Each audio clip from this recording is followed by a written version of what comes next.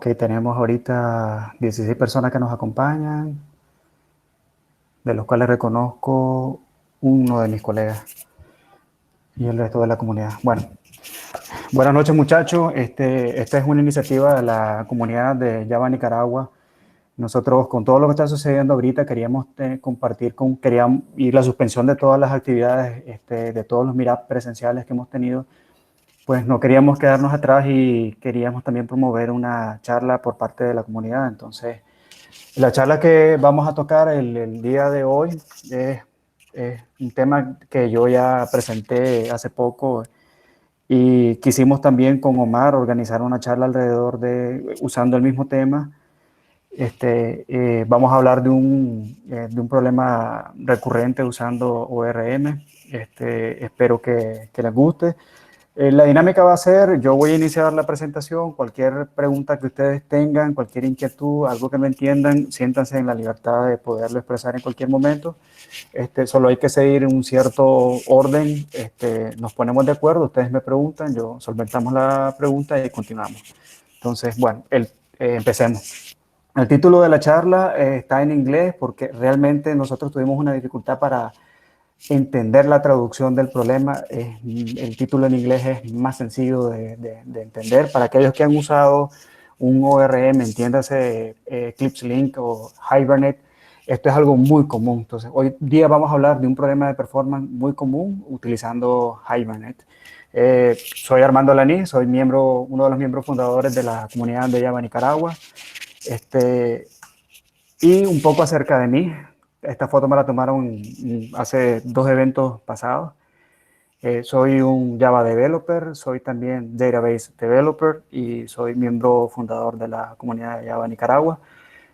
Trabajé ¿qué es un desarrollador de base de datos? Bueno, tengo más de 10 años de experiencia en desarrollo, de los cuales aproximadamente 5 pasé trabajando con un SQL Server full time, solamente desarrollando procedimientos almacenados, funciones, trigger, lo que ustedes quieran hacer con una base de datos, yo me hacía cargo de hacerlo. Sí, desarrollamos un sistema completo solo basado en procedimientos almacenados.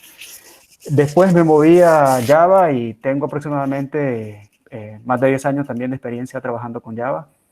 Así que los dos mundos me gustan mucho. Soy de esa vieja escuela que puedo resolver problemas solo usando la base de datos y me gusta también utilizar Java para resolver esos mismos problemas o también para agregar soluciones, para crear aplicaciones empresariales. Pasatiempo, natación y ver películas y de vez en cuando comentar estas películas con Omar o con alguien más que le interese hablar de cine. Aquí mismo en esta imagen, por eso me pareció graciosa, porque además de estar yo, están todas las redes sociales de nosotros, tienen el mismo patrón. Estamos en Twitter, en Facebook, tenemos un repositorio también en GitHub y ahora tenemos un perfil en LinkedIn. ¿De qué es lo que vamos a platicar hoy? Bueno, primero, para poderles platicar de este problema que es muy técnico, les traje un ejemplo. Entonces, lo primero que vamos a hacer es, les voy a explicar el modelo de datos de ese ejemplo. Una vez que ustedes se adentren y entiendan cuál es el modelo de datos, voy a hablarles un poco de las mejores prácticas para el diseño de base de datos. Después les voy a explicar qué significa este problema del Genema 1 con Hibernate. Después pasamos a aplicar mejores prácticas, pero esta vez para mapear las entidades en Java utilizando Hibernate. Y por último, el ejemplo que yo les traigo ya preparado, ya donde nosotros vamos a ver el problema y vamos a solucionarlo, siempre con Java. Entonces, iniciamos. Este es el ejemplo que yo les traigo hoy. Lo que nosotros tenemos aquí, yo les creé una base de datos de ejemplo, está en Postgres. Tienen ustedes, el objetivo de esta base de datos es llevar un registro de la asistencia de los trabajadores de cualquier compañía. Un modelo bien sencillo de nosotros tenemos, por ejemplo, esta es una entidad o una tabla donde registramos nosotros el día. Por así decirlo, esta es la cabecera del registro diario de la información de la asistencia de los empleados. Para acá nosotros tenemos una entidad que se llama empleado, con tus datos generales, entonces donde la empresa lleva control de las personas que trabajan para ellos. Por acá tenemos clientes. Hagámonos de cuenta y caso que el ejemplo que vamos a trabajar hoy es una compañía que da outsourcing, una compañía de IT que ofrece que ofrece servicios de outsourcing a otras compañías, también del ramo del IT. Entonces, un empleado va a estar asignado a un solo cliente. Esa compañía firma contratos con diferentes clientes y vos vas a estar asignado para trabajar en una sola cuenta. Entonces, de ahí viene este detalle. En este detalle, ustedes van a tener el ID del empleado y van a tener el ID de la cuenta o del cliente para el cual trabajan. En esta compañía, ustedes tienen la libertad, lo que es hoy día muy común en las compañías norteamericanas o compañías de IT, el teletrabajo que le llaman, que es que te permiten quedarte trabajando desde tu casa unos días y también asistir a las instalaciones físicas otros días. Entonces, en este detalle, nosotros vamos a llevar el registro de la asistencia de los trabajadores o los empleados a las instalaciones físicas de la compañía. Entonces, ustedes tienen aquí una relación de muchos a muchos entre el encabezado de la asistencia y el empleado, por lo cual nace esta tabla de detalles. Entonces, donde ustedes van a encontrar el identificador de la asistencia y el identificador del empleado. Básicamente, ese es el ejemplo con el que vamos a trabajar. ¿Alguna pregunta, muchachos, hasta el momento? Yo tengo una pregunta. Dime, tu nombre, por favor, y la pregunta. Pablo Magnali. Sí, Fíjate que Pablo. yo uso un ORM en otro lenguaje de programación y el ORM cuando creo los modelos me genera las tablas en plural. En este Ok, caso está en singular, correcto. me gusta tu Mencionaste que pregunta. tenés experiencia, entonces me gustaría tu feedback al respecto de que si deberían Eh, ser plural o excel- singular. Excelente, porque de hecho eso es lo que vamos a hablar ahorita. Te me adelantaste a la siguiente diapositiva, entonces, y me parece muy apropiada tu pregunta. Ya te la contesto ahorita. Parte de los puntos de los que voy a hablar ahorita es, bueno, mejor entramos al punto y de paso respondo a la pregunta de Pablo. Este es el diagrama de entidad de relación ya en detalle. Entonces, esto es una captura de pantalla de lo que es el modelo, de lo que es el modelo de datos, ¿verdad? Esta es la base de datos. Este es el esquema público, estas son las entidades y este es el script que yo usé para crear la base de datos.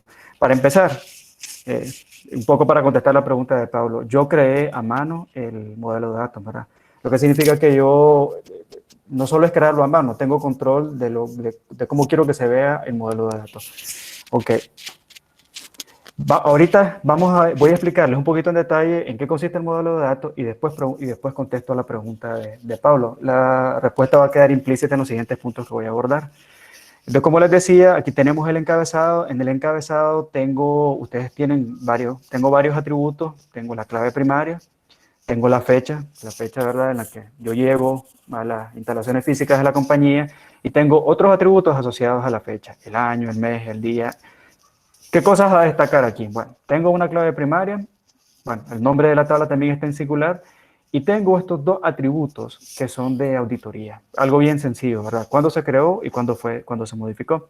Después tengo la entidad de empleado, también tiene una clave primaria, y tengo aquí el nombre, el apellido, el género, si está activo, y los datos y los campos de auditoría. Después tengo la cuenta. En la cuenta igual el nombre corto, un nombre largo, su estatus, los campos de auditoría, y después tengo las dos tablas de detalles, ¿verdad? En esta, el detalle de la asistencia, donde solo tengo las claves primarias del encabezado y del empleado, porque es una tabla de detalle, también con los campos de auditoría, y también acá en la asignación, bueno, el cliente donde se encuentra, la tabla que maneja el registro de la asignación de la cuenta, acá también tenemos los campos de auditoría. ¿Qué tienen en común todos estos? Hay muchos patrones. Pablo ya identificó uno de ellos. Los nombres de las tablas están en singular. Ok. Tienen además todos una clave primaria simple, autonomérica. Todos comparten los campos de auditoría. Y si ustedes se fijan, inclusive para la nomenclatura de los nombres de los campos es la misma. Por ejemplo, si hay campos como el es activo, se ocupa de la misma manera y se usa el mismo tipo de datos. Entonces, ya la anterior diapositiva vieron una esquema general de las entidades, ahora están viendo ya cuáles son los campos que componen estas tablas, ¿verdad? Y sus relaciones. Este es el encabezado, este es un detalle, este es una entidad aparte. De la relación entre ambos nace esta tabla de detalle, y de la relación entre empleado y cliente nace esta tabla de detalle también. Ok, continuemos. La primera parte, como les dije, va a ser acerca de buenas prácticas para el diseño de las bases de datos. Primero, nombres de tabla en singular. ¿Por qué? Porque me gusta. En este sentido, no hay una respuesta concreta. No existe, es que es mejor en plural o es mejor en singular. Es una cuestión de gusto. No existe ninguna evidencia que los nombres en plural o en singular generen problemas de performance cuando ustedes ejecutan, cuando ustedes interactúan con la base de datos. Ha sido una cuestión de gusto. Yo entré a mi carrera en el 2001 y cuando yo estudié, los libros con los que yo estudié, los autores escribían las tablas con nombres singulares. Entonces, ya erradicar de mí una práctica que tengo de casi 20 años es imposible, porque inclusive la literatura de ese entonces hacía referencia a los nombres de las tablas en singular. Hoy día, la diferencia que he notado yo ha sido promovida por ORMs. ORMs que utilizan convención sobre configuración. Por ejemplo, el caso, si no me equivoco, de Ruby on Rails. Ruby on Rails, cuando vos generas el esquema a través del ORM, él utiliza el nombre de las tablas en singular. Inclusive usa diccionarios para los casos donde no existen, donde las palabras no tienen plural, si no me equivoco. Entonces, al final es una cuestión de gusto. A mí me gusta en singular. ¿Qué es lo más importante más allá de que qué es mejor? Depende al final y depende de alguien que tome una decisión en el área de desarrollo donde ustedes estén trabajando. Más allá de eso, ¿qué es lo importante? Respetar la convención, establecerla y respetarla. Si ya ustedes llegaron al proyecto y ustedes encontraron que todo está en plural o en singular, hay que seguir el lineamiento, la convención que se tiene en ese equipo de desarrollo. Eso es lo más importante, que exista una convención y que todo el mundo la respete, ¿ya? Entonces, en mi caso, si a ustedes les tocara trabajar conmigo o yo tuviera esa libertad de poderla elegir, yo pues usaría los nombres estables en singular. Y en mi caso, cuando hagamos los mapeos con Hibernate, yo tengo la posibilidad de poder personalizar los nombres de las entidades sin tener yo que verme forzado a utilizar singular o plural, sino que tengo esa flexibilidad. El otro punto que ustedes notaron en el esquema es clave primaria numérica autogenerada usando el tipo serial. No van a encontrar ustedes en el modelo una superclave. Ustedes van a encontrar solo claves primarias numéricas. Hay varias ventajas detrás de esto. Primero, es muy difícil encontrar una clave primaria, una clave natural que sea perfecta para usarse como una clave primaria para la tabla. Por ejemplo, nosotros tenemos podemos tener la tabla de los países. Ustedes, no, ese es un ejemplo para lo contrario. Por ejemplo, la cédula. Ustedes quieren modelar la cédula en Nicaragua o la tabla de ciudadanos en Nicaragua. Y el Consejo Supremo Electoral tiene el campo de la cédula. ¿Se imaginan ustedes definir la cédula como una clave primaria? Y el problema no solamente es de almacenamiento, porque cuando ustedes definen un campo tan grande como la cédula de 16 caracteres como clave primaria, el problema se multiplica porque cuando ustedes creen otras tablas que se relacionan con la tabla de ciudadanos, van a tener que replicar la clave primaria de esa tabla y entonces ustedes van a tener regado por todo su modelo de datos una clave primaria con un tamaño muy grande. Entonces, tenés un problema de almacenamiento de datos y también principalmente de almacenamiento de datos. Y por esa razón es que es más conveniente definir claves primarias autogeneradas definir como clave primaria campos autogenerados. Para ellos, en los motores de base de datos te ofrecen muchas facilidades. Por ejemplo, cuando yo usé SQL Server, vos podías usar el identity. El identity es un tipo de dato autogenerado que te permite generar valores secuenciales. Si vos usas Postgres, por ejemplo, podés usar el tipo serial, que ese va a ser nuestro caso. En mi caso, pues, yo estoy usando Postgres. Se deben declarar claves únicas, eso se llaman constraint unique, por cada atributo o conjunto de atributos que representan una clave natural en la entidad original. ¿Qué quiero decir con esto? Por ejemplo, acá. En la tabla, tenemos en la tabla clientes, por ejemplo, estas son las cuentas. Si la compañía, existe la posibilidad de que la compañía tenga contratos con dos clientes que compartan el mismo nombre, o eso existe en la realidad. Esa es una pregunta que se las puedo dejar a ustedes. Si ustedes encuentran que en la realidad es imposible que que dos cuentas o que más de un cliente, que varios clientes compartan el mismo nombre, ese atributo con esa propiedad única, ustedes pueden crear un constraint unique para garantizar esa regla. Eso les permite a ustedes también evitar, por ejemplo, información basura, de que puedan ingresar duplicados en la base de datos porque simplemente nosotros no creamos un constraint unique. Los constraint unique son los correspondientes a las claves naturales de cualquier entidad. Les tengo un ejemplo, otro ejemplo que es mejor. Por ejemplo, nosotros tenemos en la mayoría de los sistemas, incluimos la tabla de países, por ejemplo. Y en la tabla de países nosotros tenemos el código ISO de 2 letras, el código ISO de 3 letras y tenemos un código numérico. ¿Ya? Si no tuviéramos ese código, bueno, cada uno de esos ISO, cuando ustedes importen en su sistema todos los datos de los países, ustedes deberían de crear un constraint unique por cada uno de esos campos. Inclusive podrían también usar el código numérico como la clave primaria de la tabla. Porque los datos ISO o los códigos ISO de los países son uno de los pocos casos donde la clave natural de un país es también, pues, es perfecta candidata para convertirla en una clave primaria. ¿Por qué? Porque es numérico. ¿Ya? Entonces, otro ejemplo acá podría ser el nombre completo de una cuenta. ¿Existen dos compañías que tengan el mismo nombre? Si nosotros no tuviéramos que crear una clave primaria, perfectamente podríamos usar el nombre completo como una clave primaria. Entonces, es una clave natural. Si cuando nos hacemos la pregunta, ¿esto es único?, la respondemos con sí, deberían ustedes crear una clave única, un constraint unique sobre este campo. A eso me refiero yo. Y eso puede pasar para campos simples o para una combinación de campos. Esta combinación de campos hace único este registro. El siguiente punto es escoger tipos de datos apropiados y aplicarlos donde sea posible. Cuando me refiero a apropiado es siempre, vamos a analizar nuestro problema, ¿verdad?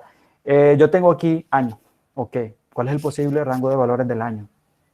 El año solamente son enteros, ¿verdad? Y nosotros vamos a capturar valores, supongamos, desde 1900 hasta el 2100, porque no vamos a llegar al 2100 y ya para ese entonces va a haber otra tecnología. Ok, está bien. Entonces, ¿cuál es el tipo de datos que vamos a escoger para esto? Un entero en vez de un decimal, porque esto no acepta decimales. Para acá, un mes, puedes escoger un entero, puedes escoger un short, porque es mucho más pequeño, solo tenemos valores del 1 al 12. El día. Tenemos acá esta columna booleana. Nosotros vamos a decidir que en Postgre existe el tipo de datos booleano, a diferencia de Oracle que no tiene, que son numéricos todos. Ya, entonces vamos a usar en Postgre el booleano, pero si decidimos que todos los booleanos en nuestro modelo, perdón, que nosotros vamos a usar en nuestro modelo solamente booleano, hay que mantener esa decisión y propagar, o propagar ese tipo de datos a lo largo de todo tu diseño. Voy a usar solo boolean para definir todos los campos bandera. Entonces ya no tendrías que poner en una tabla que es aquí, puede ser numérico y solo acepta ceros y unos. Aquí puede ser un string y le puedo poner sí o no. En otro lado, en otra entidad, lo voy a poner bandera, acá, por acá. No, es un solo tipo de dato. La idea de esto es que se convierta en una convención y por lo tanto su uso, se propaga su uso en el desarrollo de la aplicación. Entonces, Hay una pregunta, Armando. dime.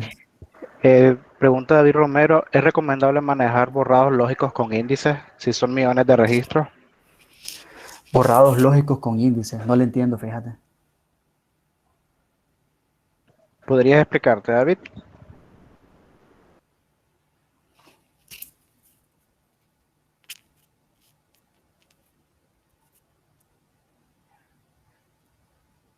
Yo también tengo una pregunta, estimado. Sí, dime. Tu Jürgen nombre Castro, primero.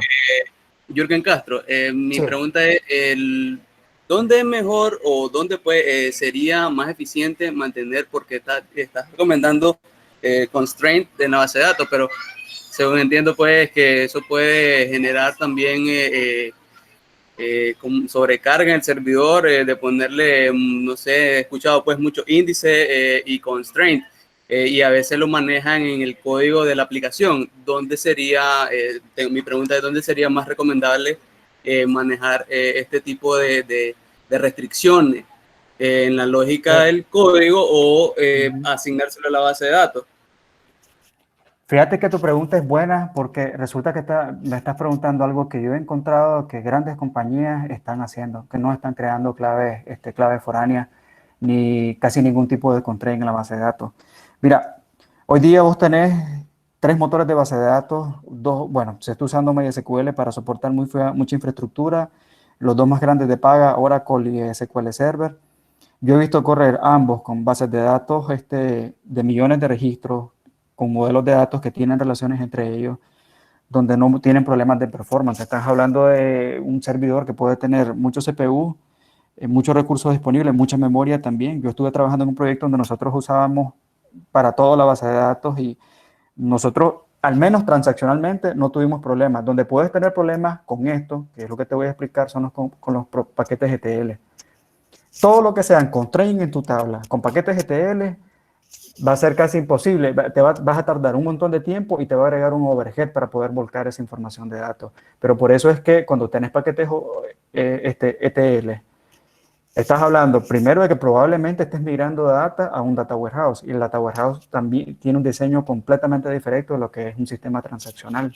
Entonces, para mí, si me estás preguntando a mí, yo crearía claves foráneas porque en primer lugar las claves foráneas garantizan la integridad de los datos. Cada vez que vos querrás insertar datos acá, las claves foráneas te garantizan de que los ID que vos estés colocando, insertando acá, existen en las tablas referenciadas.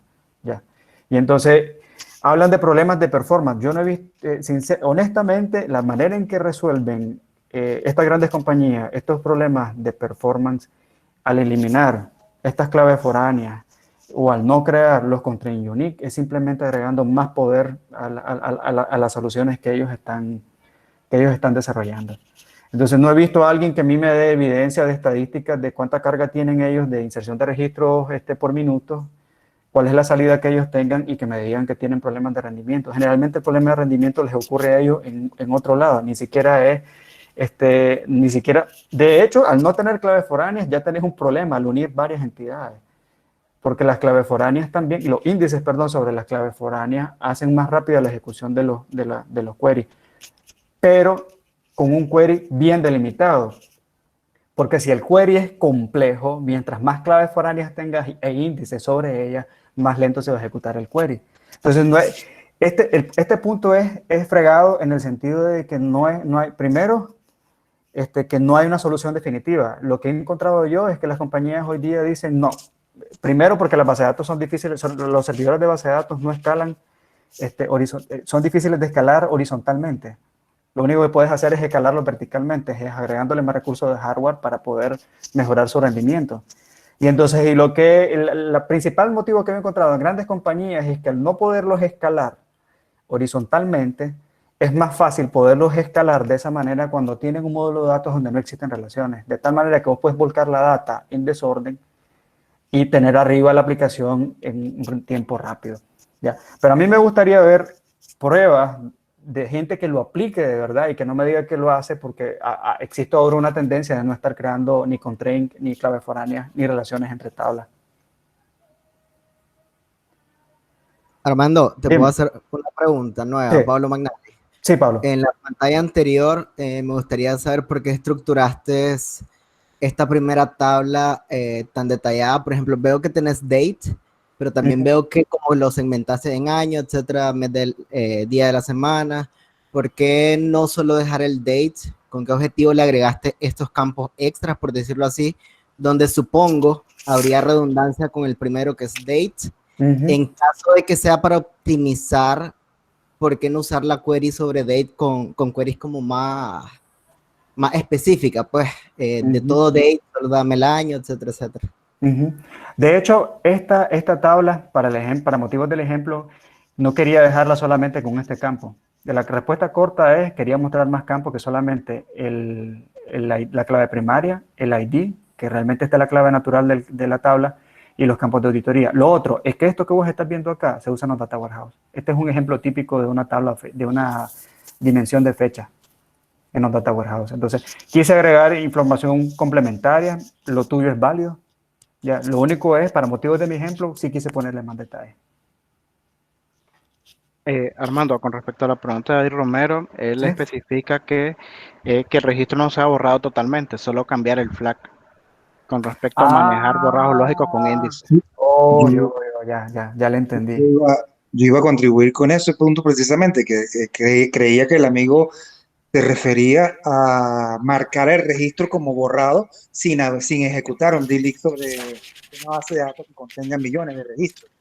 Ya. También quería agregar, mi nombre es Vladimir Rondón, por cierto, también quería agregar que normalmente se crean vistas para poder lidiar con esos casos cuando tienes grupos de registros especiales dentro de una base de datos, no solo los que están eliminados, sino los que cumplen otra condición. Normalmente se usa el recurso de crear vistas donde tú puedes tenerlos ya filtrados los elementos para evitar el overhead sobre la tabla primaria. Esa es una de las estrategias. No sé si Armando quiera comentar sobre otras que él conozca. Gracias. No, gracias, Vladimir. Bueno, no, lo que quiero es continuar, pero sí, ya le entiendo. Mira, yo no le llamaría borrado lógico, solo para responderle a él, pero sí sé que muchas compañías lo están nombrando de esa manera. Esta tabla es simplemente para marcar si el registro va a estar activo o no. De hecho, en un proyecto en el que estuve trabajando yo, ni siquiera se usaban las banderas. Lo que se usaba es, la compañía implementaba para todas las entidades una máquina de estado. Y entonces no existía una bandera booleana para decir activo o inactivo, que de hecho eso se ocupa para filtrar todas las vistas y no mostrarlas y solo mostrar los que están activos por defecto. Entonces, de esa manera, como decía el amigo, no eliminabas, pero sí excluías todos esos registros, ¿verdad?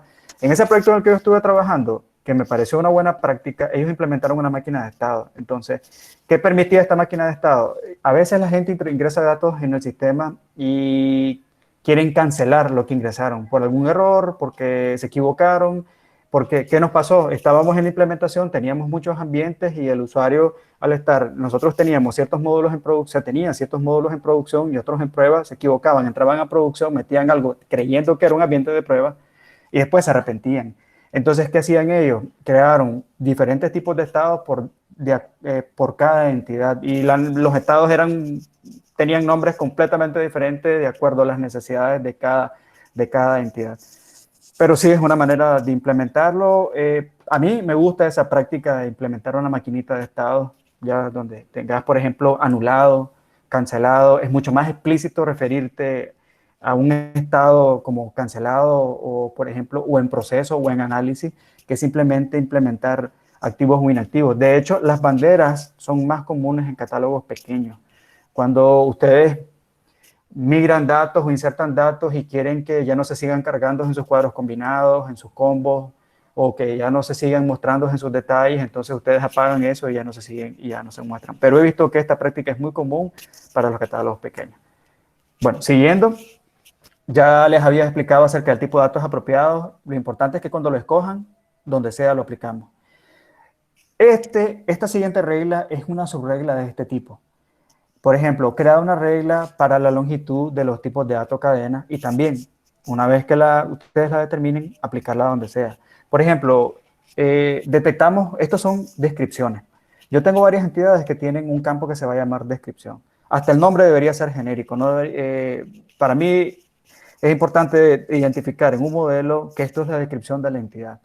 Si vamos a escoger un nombre genérico, también deberíamos escoger una longitud genérica para todos los campos de descripción. Entonces, ustedes deciden si son 100 caracteres, si son 200 caracteres, lo que ustedes, una vez que ustedes hayan hecho el análisis y tomen una decisión, aplíquenla también. Y pueden, de pronto por eso encuentran esos patrones también donde van a encontrar descripción corta, descripción larga. Pero las longitudes son estándares.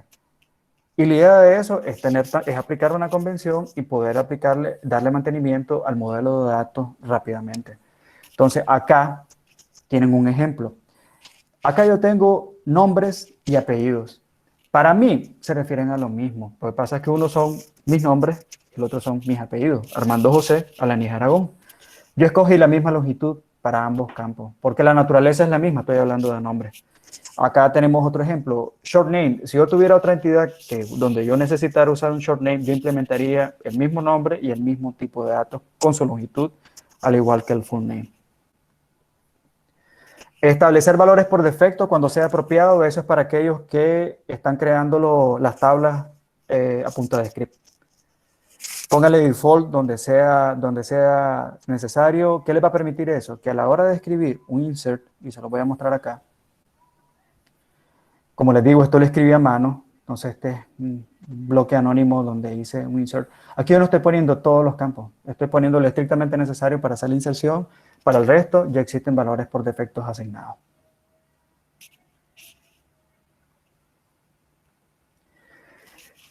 Creo que esta es la última relacionada a las mejores prácticas. Entonces, aquellos casos donde su clave primaria debe ser una superclave, es decir, más de un campo, 2 o más campos, podríamos optar por una clave numérica autogenerada y de la que iba a ser la superclave, declarar un constraint unique sobre ella. ¿Qué quiere decir esto? También esta es una práctica, esto es la evolución de una práctica antigua. Cada vez que vos tenías una relación de muchos a muchos, nacían las tablas de detalle. Y las claves primarias de esas tablas de detalle es la unión de las claves primarias de las tablas padres que se relacionaban entre sí. Porque en el modelo de datos, la relación de uno a muchos se resuelve. Cuando vos tenés una relación de uno a muchos, la clave primaria del padre pasa hacia el hijo. Y la relación de uno a muchos o de muchos a uno se puede resolver, ¿verdad? Pero cuando es de muchos a muchos, al no poderse resolver, nacen las tablas de detalle. Y las claves primarias de esas tablas de detalle son las claves primarias de las tablas padres que se referencian entre sí. ¿Ya? Entonces, ¿qué sucede? Antes declarábamos una superclave, es decir, marcábamos el ID de esta entidad y el ID de esta otra entidad como la clave primaria. ¿Qué tenías vos? Una superclave. ¿Cuál es el problema de esto ahora? De tener una superclave. Ninguno, porque desde el principio o a primera vista ninguno, porque estamos ocupando tipos de datos numéricos, estamos bien, ¿verdad? Además que son autogenerados, mejor todavía. Pero ¿qué sucede cuando tu modelo de datos evoluciona y lo que inicialmente era una tabla de detalle se convierte en el padre de otra tabla o interactúa con otra, o se relaciona con otra tabla y nace otra tabla a partir de ella? Porque nuestros modelos no son estáticos, ¿verdad? Ustedes cuando trabajan en un proyecto a lo largo de, ya sea, si están en un proyecto donde le van a dar mantenimiento de por vida a algo o estás en otro proyecto donde se están cambiando los requerimientos, el modelo va evolucionando. Y como parte de esa evolución, entonces, como práctica, crear siempre, donde haya necesidad de crear una superclave, creemos siempre una clave primaria autogenerada y donde sepamos que ahí había una superclave, crear un constraint unique sobre esos campos. ¿Por qué? Garantizamos la integridad de los datos. Recuerde que aunque nosotros estemos sustituyendo la superclave por una clave primaria simple, la identidad original de esta tabla eran los dos campos. Eso me permite a mí que no ingresen a la base de datos basura. Que, por ejemplo, el mismo día me puedan insertar aquí 2 veces Armando Alaní. O sea, ¿qué pasó aquí? Te van a decir 2 veces este tema y le pongo 3. Y es que no tengo relaciones, no tengo constraint unique, no tengo nada y todo se lo tengo y todas las validaciones las tengo yo del lado de la aplicación. Entonces, ok, para poder validar eso, también vas a tener que escribir muchas consultas para garantizar el que sí existe el mismo registro de Armando en esta tabla. Si ustedes crean el constraint unique, el mismo motor de base de datos te va a decir que no se puede insertar ese registro. ¿Ya? Entonces, este es el último slide de las prácticas que yo he recogido a lo largo de mis 10 años trabajando con modelos de datos. La mayoría de estas las recogí durante mis 5 primeros años, que fue el tiempo que trabajé full time como desarrollador de base de datos. Muchas de ellas las extraje también de literatura que leí porque he dado cursos de SQL Server. Y son algunas de las prácticas que cuando tengo la libertad de hacerlo, las trato de implementar en los proyectos que trabajo porque no siempre se tiene esa libertad, ¿verdad? Como les digo, ustedes si trabajan en un proyecto, hay normas que seguir, hay convenciones que seguir y esas normas se tienen que respetar. Bueno, para el ejemplo de hoy vamos a usar Spring Boot, la última versión de Spring Boot. ¿Y qué especificaciones vamos a usar? Vamos a usar 2, JPA, la última, y Beam Validation, también la última versión. ¿Cuáles son los frameworks o las implementaciones de estas especificaciones? Bueno, yo prefiero usar Hibernate. Vamos a usar la última versión también. Y de Beam Validation vamos a usar también una implementación de Hibernate que se llama Hibernate Validator, que es la versión 6.0, que también es la última. ¿Ya? La ventaja con Spring Boot es que Spring Boot también nos permite trabajar con las especificaciones y él ya trae por defecto en sus starters las implementaciones con las que deseas trabajar. En este caso, como les digo, yo elegí trabajar por defecto él trabaja con Hibernate y también utiliza la implementación de Hibernate para el Beam Validation. ¿Qué significa este problema del N+1? Este es un problema común en los ORM.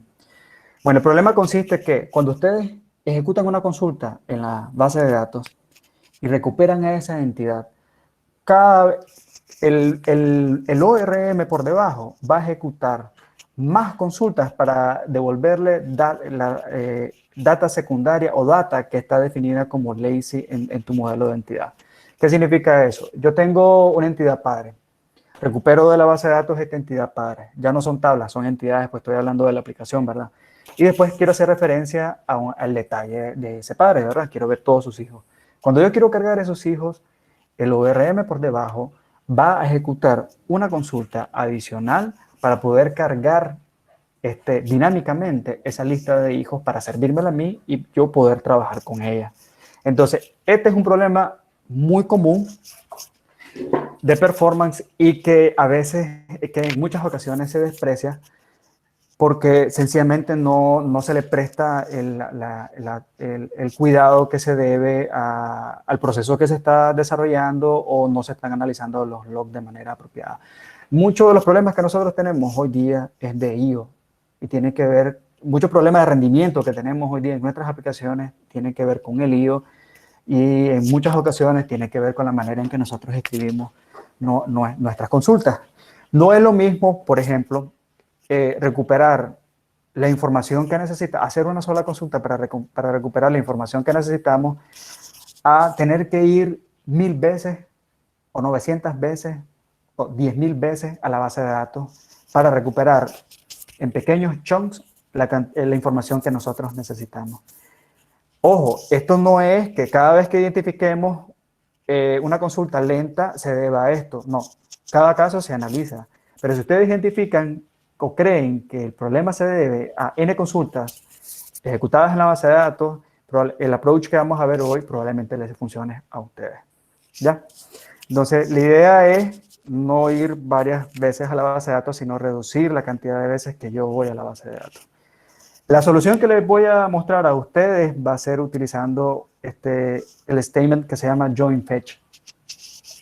Ahí van a ver qué significa en Hibernate el join fetch. Ahora, ¿cuál es el siguiente paso? Estas son mejores prácticas para mapear tus entidades. Entonces, aquí este es el proyecto que les tengo preparado a ustedes. Como les digo, está con Spring Boot. La última versión tengo tengo 3 dependencias acá declaradas, 2 de ellos son starter, el starter del JPA y el starter web, y tengo aquí la dependencia al driver de Postgres porque me estoy conectando a un contenedor de Postgres. Ya, acá tengo corriendo el contenedor de Postgres, payroll, ahí tengo creada la base de datos.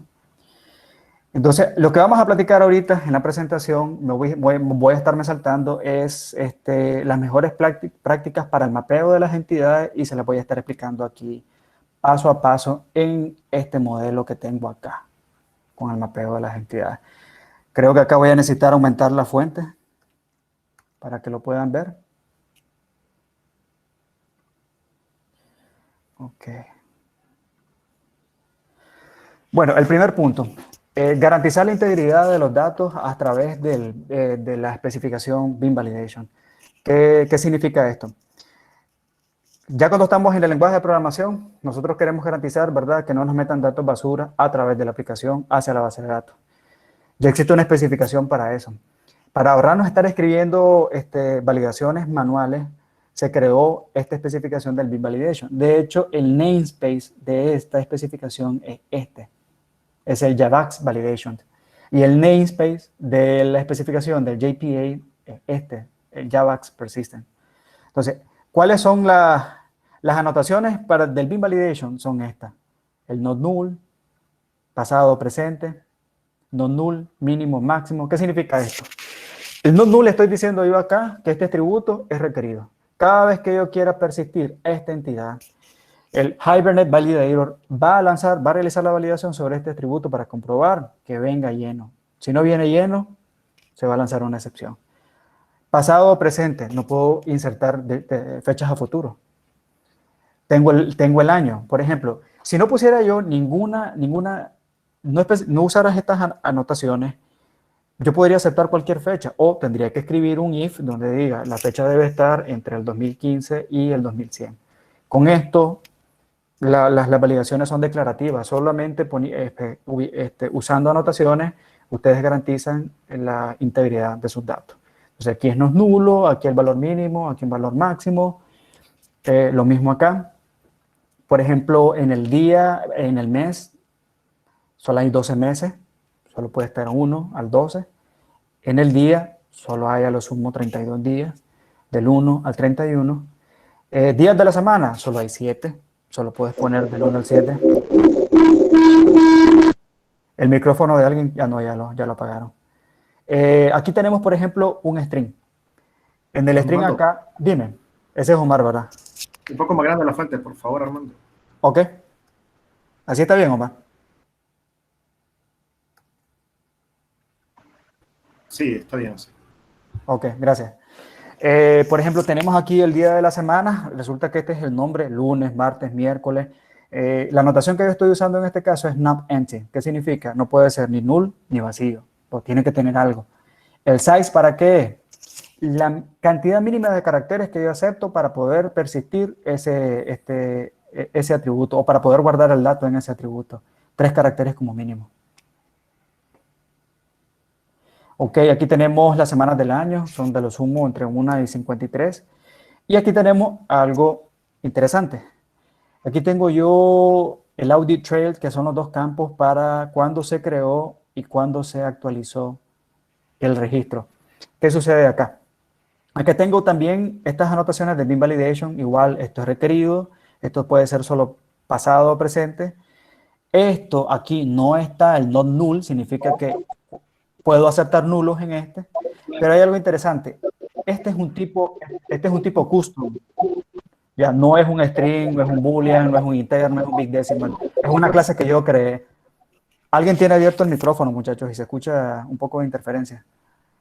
Entonces, cuando ustedes crean sus tipos de datos personalizados, como este, y ustedes quieren disparar, y ese tipo de datos personalizados también contiene en su interior anotaciones de bin validation para indicarle o instruirle al framework, a la librería que valide los atributos que están dentro de esta clase. Ustedes tienen que usar esta anotación valid. Si ustedes no usan esa anotación valid, no se dispara la validación anidada sobre esos tipos. Porque el not null solo aplica sobre esta variable. Debe tener algo, pero en Java, cuando ustedes instancian un objeto, al instanciarse, Java le asigna los valores por defecto. ¿Y cuáles son los valores por defecto cuando se crea un objeto del tipo audit trail? Es nulo y nulo. Porque no le he asignado ni valores por defecto en línea, ni en un constructor, ni en ningún otro lado. Entonces, el valid lo que va a hacer es disparar y inspeccionar los atributos de esa clase, de ese objeto, y validar que sigan las reglas que ustedes hayan puesto acá. ¿Ya? De eso se trata el bin validation. Para mí, te ahorra mucho código y estás trabajando con una especificación. ¿Ya? Quiere decir que es portable. Si ustedes trabajaran con Java Enterprise Edition, también está disponible en Java Enterprise Edition. Si ustedes se fijan, esto es Spring Boot, también lo puedo usar en Spring Boot. Y si ustedes quieren trabajar con una implementación de microprofile que se llama Quarkus, también lo pueden utilizar. Ok, de esto se trata el primer punto. ¿Tienes campos en común y comportamiento en común? Puedes utilizar la notación que se llama map superclass, pero debes hacerlo con cuidado. Cuando yo les hago este planteamiento, volvemos a lo mismo del modelo dato. ¿Qué campos tenemos en común acá? Cuando dice los mapeos, tengo en común el audit trail o la auditoría. Eso es en común en todo, porque es una buena práctica. Está en todo el modelo datos. ¿Qué tienen todos? Tienen todos un ID. Ok. Como Java es un lenguaje orientado a objetos, entonces Hibernate no te impide utilizar la abstracción para poder definir tus entidades. Entonces, cuando ustedes detecten campos en común y también comportamiento en común, ustedes pueden crear una clase abstracta de la cual sus entidades pueden extender, pero cada vez que definen una clase abstracta de la cual sus entidades van a extender, tienen que marcar esa clase abstracta como map superclass. Una pregunta, porque... Sí, hay dime. una pregunta. ¿Cuál es la mejor Ujú. práctica en el mapeo entidad? ¿Poner las anotaciones en la declaración de las propiedades de la clase o en los getters? Es de Germán Macías. Fíjate, Germán, que eso depende también. Es lo que te digo, no te puedo dar respuestas absolutas, todo depende del gusto y de las necesidades. Te voy a mostrar un ejemplo de las ventajas que tiene ubicar las anotaciones en los atributos. Ahorita yo no estoy usando, el modelo de bloqueo que estoy usando para este ejemplo es pesimista. ¿Qué significa esto?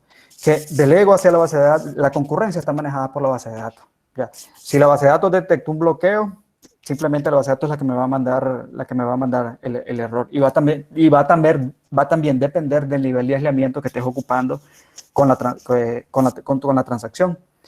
Si yo quisiera ocupar un nivel de bloqueo optimista, se usan los famosos campos que se llaman version, que pueden ser un tipo de dato numérico o un tipo de dato fecha, cualquiera de los dos. Hibernate soporta los dos. Puedes utilizar para implementar el bloqueo optimista en los campos numéricos o de fecha. Pero para ello necesitas utilizar una anotación especial que se llama @version.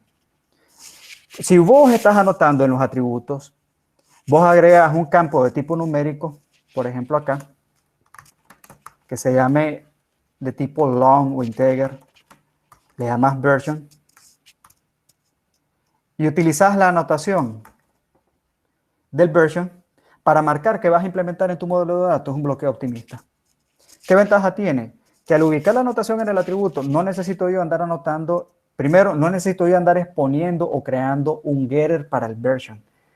Pero si vos estás anotando en los métodos, al vos utilizar el bloqueo optimista, me veo obligado a crear un getter y un setter y a poner en el getter el @version porque sencillamente yo estoy ubicando las anotaciones ahí. Entonces, al menos yo encontré esa ventaja en estar utilizando, en estar poniendo las anotaciones en los atributos. Que si usaras un bloqueo optimista, no tengo yo que exponer al mundo exterior este atributo. Pero todo depende.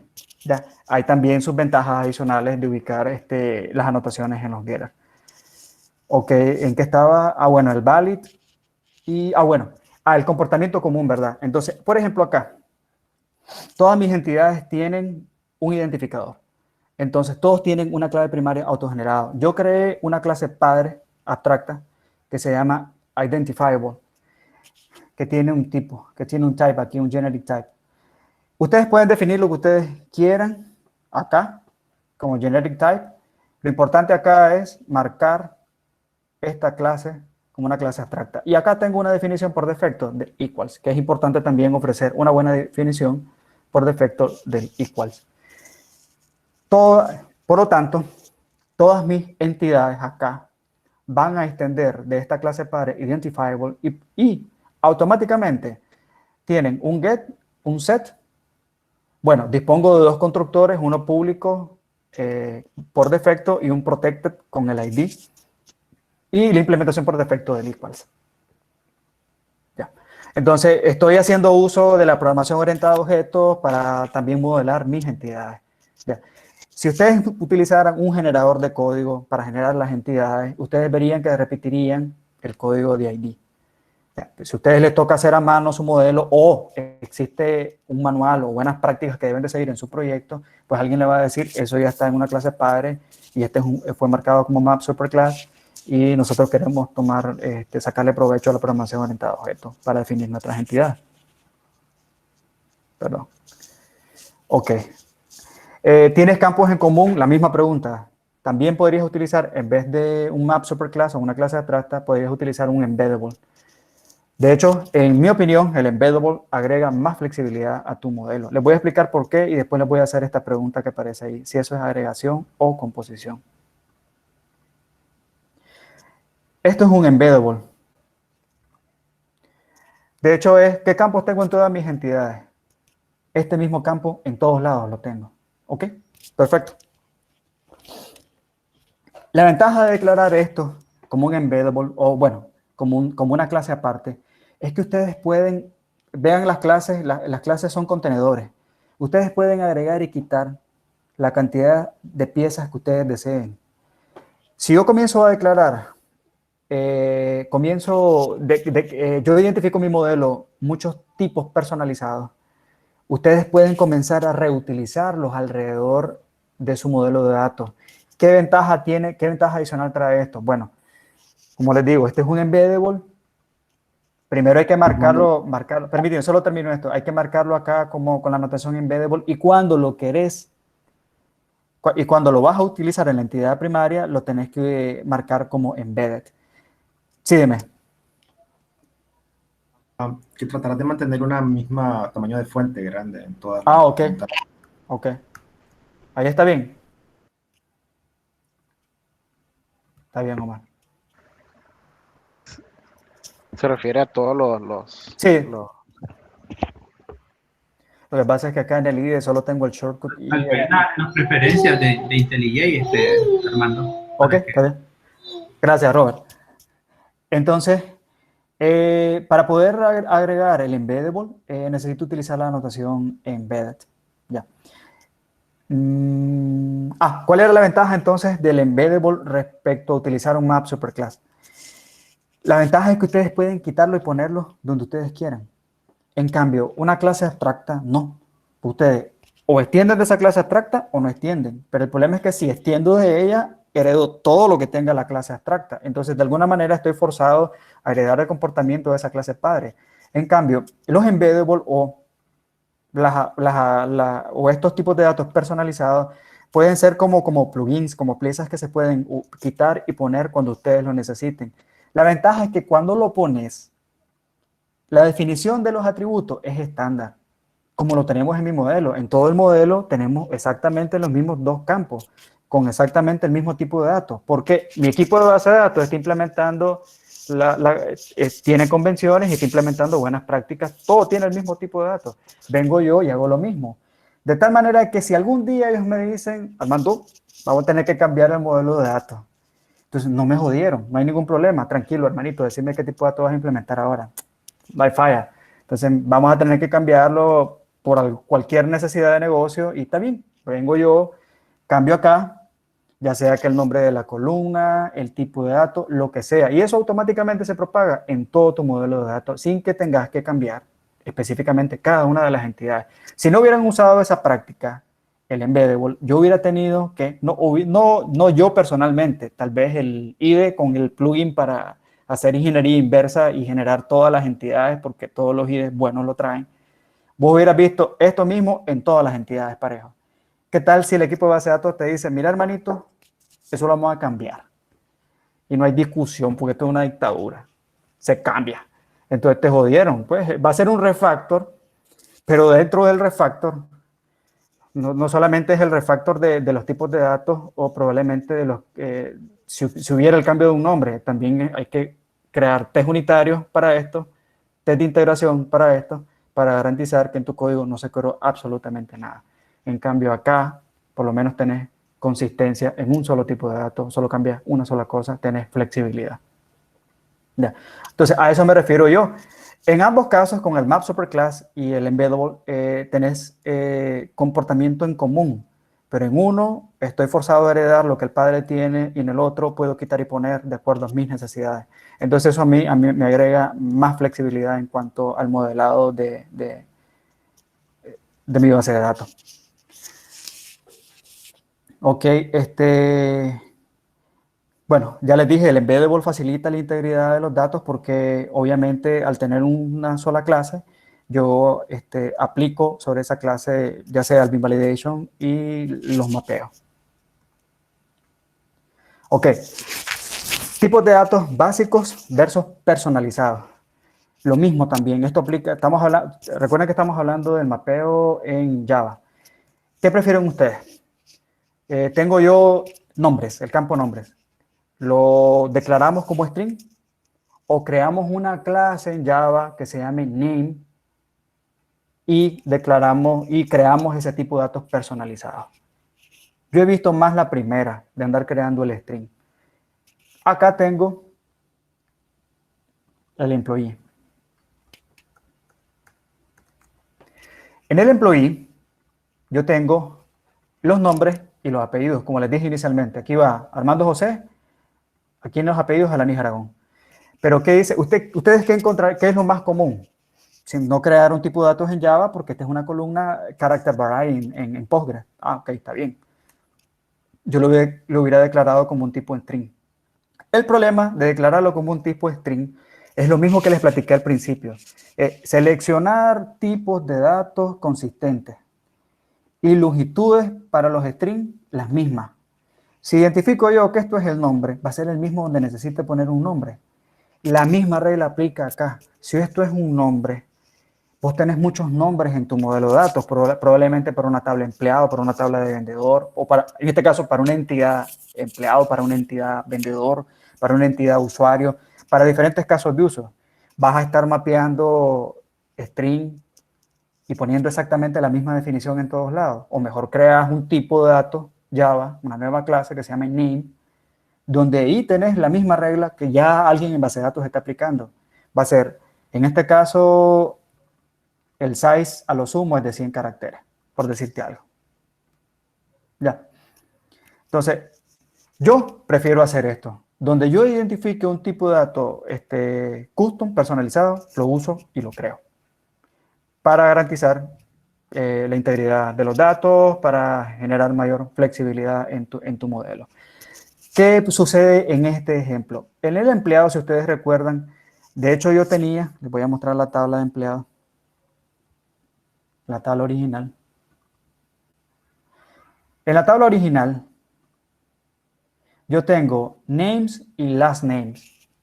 Ok, tengo dos, pero tienen el mismo tipo de datos, character array 100, creo que, si no me equivoco. Solo que este es not null y este también es not null, ambos son not null. Ok. Cuando estés utilizando un embeddable, tenemos un ligerito problema o tenemos un reto acá. En las columnas, aquí yo estoy poniendo el nombre físico de la columna names, es names. Pero ¿qué pasa si tengo otra columna que es del mismo tipo, como en este escenario? Tengo names y tengo last names, pero ambos son del mismo tipo de datos Java. Como ellos ya anticiparon ese problema, existe una notación attribute override que te permite sobreescribir el atributo dentro de este embeddable por el que vos necesites definir. Entonces, aquí le estoy diciendo yo, mira, este es el apellido, el tipo de datos es el mismo, sigue siendo name. Pero fíjate que en esta columna, la gente de base de datos no es names, es last names. Entonces, aquí lo que le estás diciendo, names, el atributo names dentro del objeto name, mapealo físicamente a la columna last names en la base de datos. De tal manera que yo también puedo sobreescribir el mapeo físico que esté contenido por defecto en este embeddable. Y esto es respecto a mi primer punto. El siguiente, ustedes tienen algo muy común. Por ejemplo, tenemos en nuestros modelos estados. Es una lista finita de valores. Estado es pendiente, anulado, recibido, aprobado, ejecutado, cerrado, lo que sea. Tenemos, por ejemplo, género, masculino, femenino, colores, amarillo, rojo, todo el espectro de colores que ustedes quieran incluir. No sé, cualquier otro elemento finito que ustedes tengan en su modelo, si ustedes lo quieren modelar, les recomiendo que usen los enums para eso. Garantizan la integridad de los datos. Otro ejemplo que tengo acá. El género. El género es un enum. Es masculino, femenino. Vamos a ver la data de ejemplos que tengo acá. Masculino, femenino. Solo ese tipo de valores ustedes van a encontrar acá. Ok. También pueden haber, esto es un tipo de dato string en la base de datos, ¿verdad? Yo lo que estoy hablando es que en vez de definir esto como un string, puedo hacer, en dependencia del caso, puedo hacer uso del feature de Java para que me facilite más la vida y que me permita a mí siempre la integridad de los datos. Entonces, en este caso, utilizar un enum es la mejor opción. Y aquí lo único que estoy haciendo yo es indicarle cómo se va a mapear este enum, porque puedes mapearlo de dos maneras. Puedes utilizar el ordinal. El ordinal es la posición que ocupa en la definición de la lista, donde empieza en 0 y esto es 1. O puedes utilizar el string, que es el nombre del enum. El nombre del enum, perdón, el nombre del enum es el que ustedes ven acá. Masculino, femenino. Entonces, cada vez que ustedes tengan una lista finita de datos, les recomiendo utilizar un enum. Alguien me podría decir, una práctica común en los modelos de datos que es crear tablas pequeñas de catálogos para esto. Sí y no. Preferiría yo mejor solventar esto a través de los enum. Una ventaja de los enum es que si ustedes tienen, el sistema de ustedes es complejo, hoy día lo que está pasando es que mucho del desarrollo se está moviendo de los monolitos, que no me gusta el nombre, yo prefiero llamarlos sistemas integrados, hacia los microservicios o aplicaciones distribuidas. Si ustedes, en ese escenario, ustedes podrían, para poder reutilizar la lista de valores finita, ustedes podrían perfectamente empaquetar todos sus enum en una sola librería. Y por cada microservicio que ustedes definen, podrían agregar una dependencia hacia esa librería y reutilizar la lista de valores finitos. ¿Ya? Sin necesidad de tener que, no sé, o replicar un modelo, una tabla pequeña de catálogo para poder insertar valores con datos dummy, perfectamente podrían tener la información disponible utilizando un enum. Y asignar valores por defecto usando callbacks. Déjenme ver. ¿Qué significa esto? Lo mismo, si ustedes quieren asignar, de hecho yo tengo asignando, aquí tengo un ejemplo de asignar valores por defecto. ¿Cómo yo estoy asignando? Cuando yo persisto esta entidad, cualquiera de estas entidades, todas ellas, perdón, estas dos, o todas están utilizando, tienen el audit trail. Para no andar yo especificando manualmente la fecha en que se crea o la fecha en que se actualiza y automatizar la generación de este valor, yo estoy utilizando algo que se llama callback en JPA. Entonces, el callback no es más que un método que es llamado automáticamente por el ORM de acuerdo en el momento, de acuerdo a la anotación que ustedes hayan utilizado. En este caso, por ejemplo, el prepersist significa antes de insertar o persistir en la base de datos, llamar a este método. Antes de actualizar la entidad, llamar a este método. De tal manera que yo automatizo la generación de esos valores y no me preocupo yo por estarlo seteando manualmente. De hecho, yo sugiero utilizar los callbacks cuando ustedes tengan atributos, cuando necesitan llenar automáticamente atributos que no tengan que ver con el negocio. La idea es reducir lo más posible código de infraestructura, código que no tenga que ver con mi modelo de negocio, código que no tenga que ver con el problema que yo estoy modelando. El código de infraestructura debería estar oculto y nosotros deberíamos estar solo programando reglas de negocio nada más. Entonces, el callback me parece una buena práctica.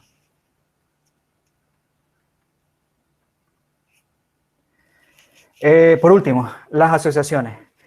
En el modelo de datos, nosotros tenemos relaciones. Existe lo que se llama cardinalidad. Ustedes tienen una entidad padre, una entidad hija, y ustedes definen la cardinalidad o la relación entre esas entidades. Entonces, ustedes tienen unos a muchos, muchos a uno, o de muchos a muchos. Ok. ¿Cómo se traduce esto en Java? Nosotros le llamamos asociaciones. Y en Java existe algo interesante. Las asociaciones pueden ser bidireccionales o unidireccionales. ¿Qué significan una? Cuando es unidireccional, solamente un lado de la asociación ve al otro. Cuando es bidireccional, los dos lados de las asociaciones se ven a sí mismos o tienen la posibilidad de consultarse. Dicho de otra manera, tengo una clase padre que tiene una lista que se relaciona con una clase hija, pero la clase padre tiene un array list lleno de esa clase hija. De tal manera que a través de ese array list yo puedo ver a mis hijos. Y cada uno de esos hijos tiene una referencia al padre. Entonces, de tal manera que cada hijo sabe de quién es su papá. y cada padre sabe quiénes son sus chavalos. Ya. Entonces ustedes tienen ahí una relación bidireccional. Ambas clases pueden verse entre sí. Cosa que en base de datos no se ve de esa manera. Esto es un concepto aplicado a un lenguaje orientado a objetos donde dos objetos pueden verse a sí mismos.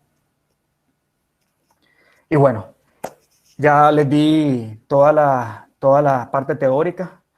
Ya hasta el momento vimos algunas mejores prácticas en el diseño. Ya les expliqué cuál era el problema que teníamos y unas mejores prácticas para hacer el modelo de las entidades en Java con Hibernate. Una de mis películas favoritas. Momento de mostrarles a ustedes el código, ¿verdad? Y bueno, otra frase que me gustó de la película. Vamos manos a la obra.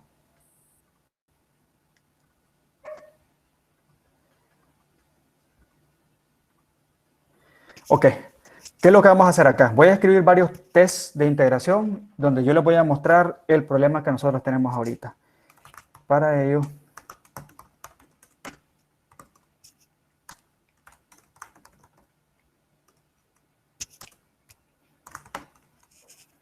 por ejemplo, fetch.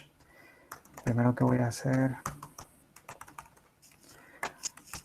voy a usar para los nombres de los tests, nombres técnicos, no nombres de negocio.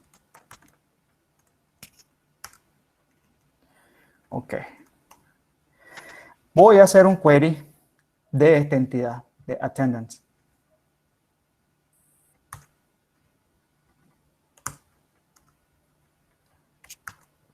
Ok.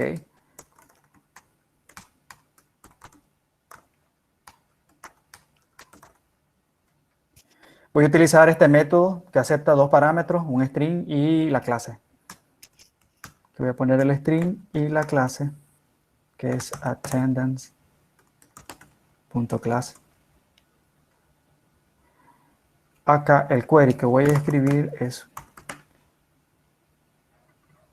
esto se llama JPQL, no es SQL, es pseudo SQL.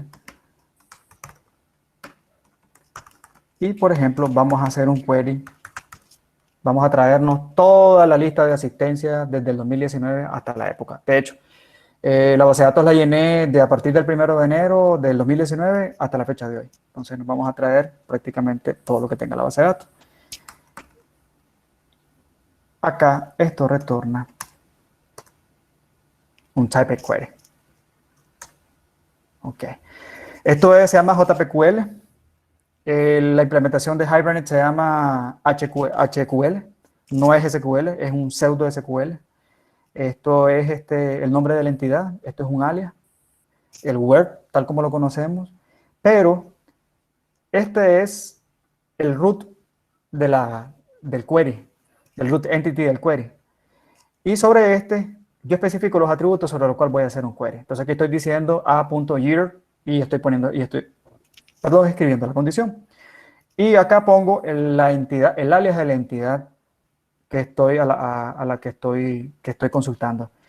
Este es el class. ¿Qué ventaja tiene utilizar el typed query? Que me ahorra hacer un cast sobre la lista de resultados que me devuelve el interfaz query. Ok, vamos a...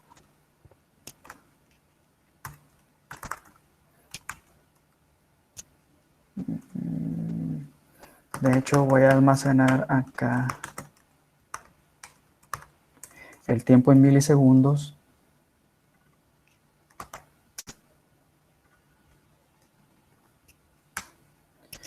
Y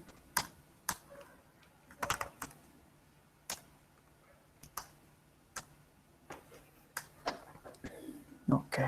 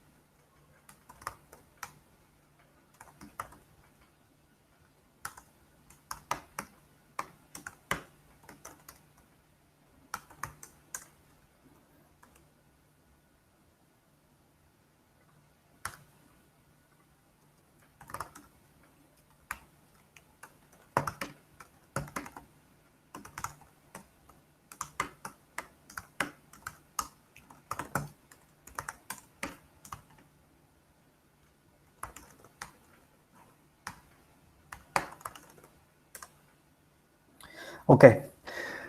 Bueno, escribí, este es el query.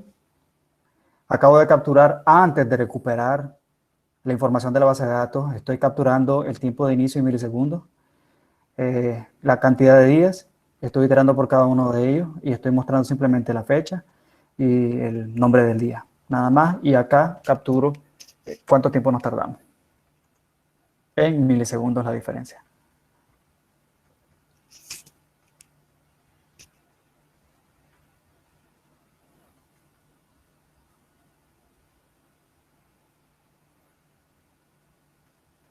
Ok, vamos a revisar la parte que a mí me interesa, es 117 milisegundos, ¿verdad? Ni siquiera llegamos al segundo. Ok, lo otro es, ¿cuánto? 325 días de información. ¿Por qué? Porque yo solamente llené la base de datos con los datos de lunes a viernes.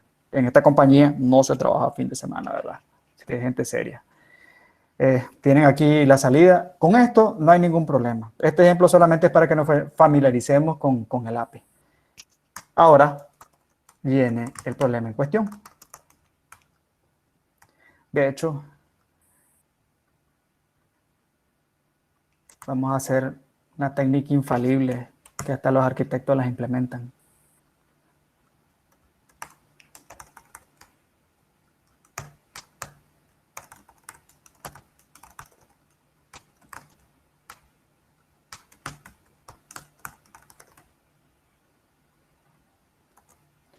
Ok, la misma query, lo mismo, estoy capturando el tiempo de inicio antes de hacer un query a la base de datos. Voy a mostrar los días, pero acá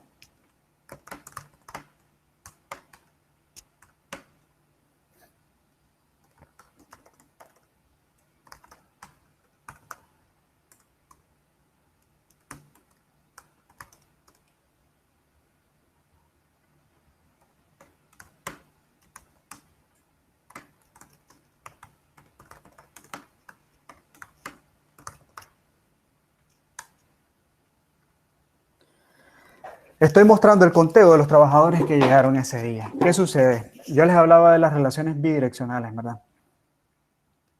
¿Cómo se ve eso acá? La tabla padre o la entidad padre es attendance. Aquí tenemos una lista de sus detalles. Los detalles están mapeados como attendance detail. Este es el hijo, ¿ok? El hijo tiene una referencia hacia su padre. Esto es de lo que yo les hablaba. Esto es una relación bidireccional. Ustedes van a encontrar que ambas clases se ven, ambas entidades se ven a sí mismas. Cada hijo puede ir hacia el padre y el padre tiene o puede tener acceso a la lista de sus hijos, solamente de sus hijos. Ok. Acá, ¿qué estoy haciendo? Acá, si ustedes se fijan, el query solo es a la tabla padre. Estoy mostrando la misma información. Y aquí estoy cargando yo la lista. En ningún momento acá estoy yo haciendo un query al detalle. El detalle se va a cargar cuando yo llame el size de esta lista. ¿Ok? Vamos a imprimir el conteo de los trabajadores y ahora vamos a ver el tiempo de este test. Este es el problema.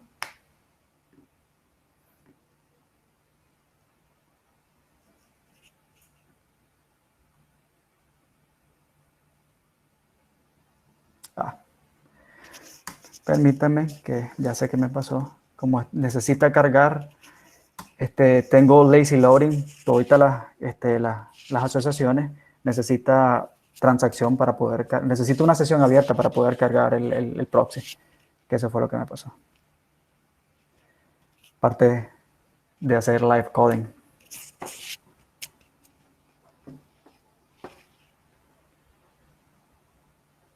Ok, vamos a ver el tiempo, lo mismo, 325 días, solo que ahora tenemos en el employee count, bueno, en esta empresa todos los trabajadores van todos los días, entonces, gente seria. Y tenemos 2 segundos, 2.3 segundos. Ok, perfecto. Pero quiero que noten lo siguiente. Voy a encender este atributo esta propiedad, que es para mostrarle a ustedes las consultas que el Hibernate está ejecutando. Esta es la evidencia de lo que está sucediendo en la base de datos. Recuerden que al final no es mágico. Lo que pasa es, el Hibernate lo que hace por debajo es utilizar JDBC para poder extraer la data que ustedes necesitan. Aquí tienen ustedes la primera consulta. ¿Cómo doy cuenta acá? Aquí está el mismo criterio. Esta es la primera consulta. En esta primera consulta, yo recupero los 325 registros, ¿verdad? En una sola consulta, 325 registros. Y por cada detalle que yo esté cargando, Hibernate está ejecutando una consulta complementaria. ¿Y qué es?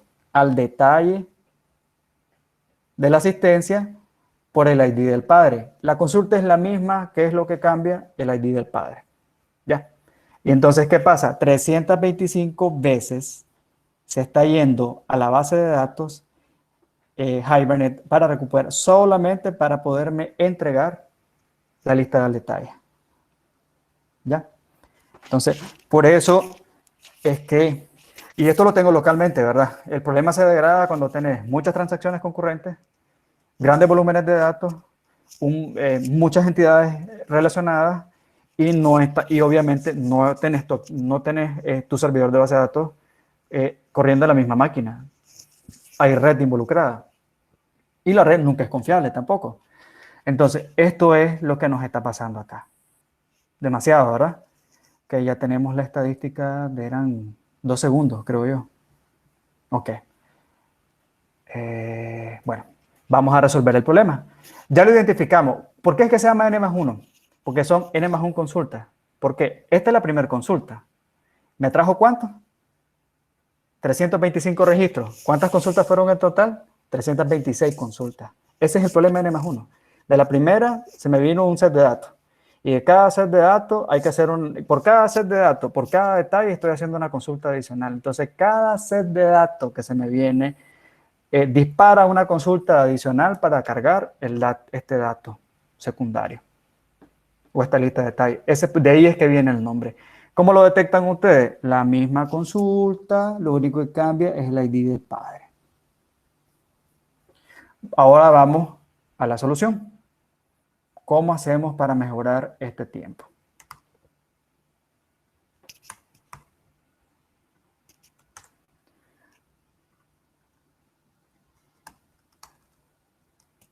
Ok. Vamos a utilizar otro approach, que es el que yo les decía a ustedes del fetch join. El join fetch, perdón. Join fetch. Y el detalle se llama details. Copio acá el details. Le asigno un alias. Y utilizo un distinct. Distinct. Ok. Join fetch and details. Ok. Tenemos ya listo la información. Vamos a correrlo.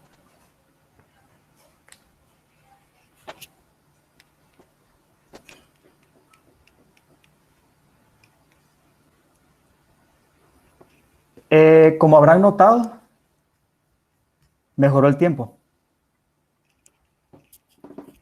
Y lo otro es que solo se ejecutó una sola consulta. Se trajo la información, obvio, nos trajimos en una sola consulta mucha información.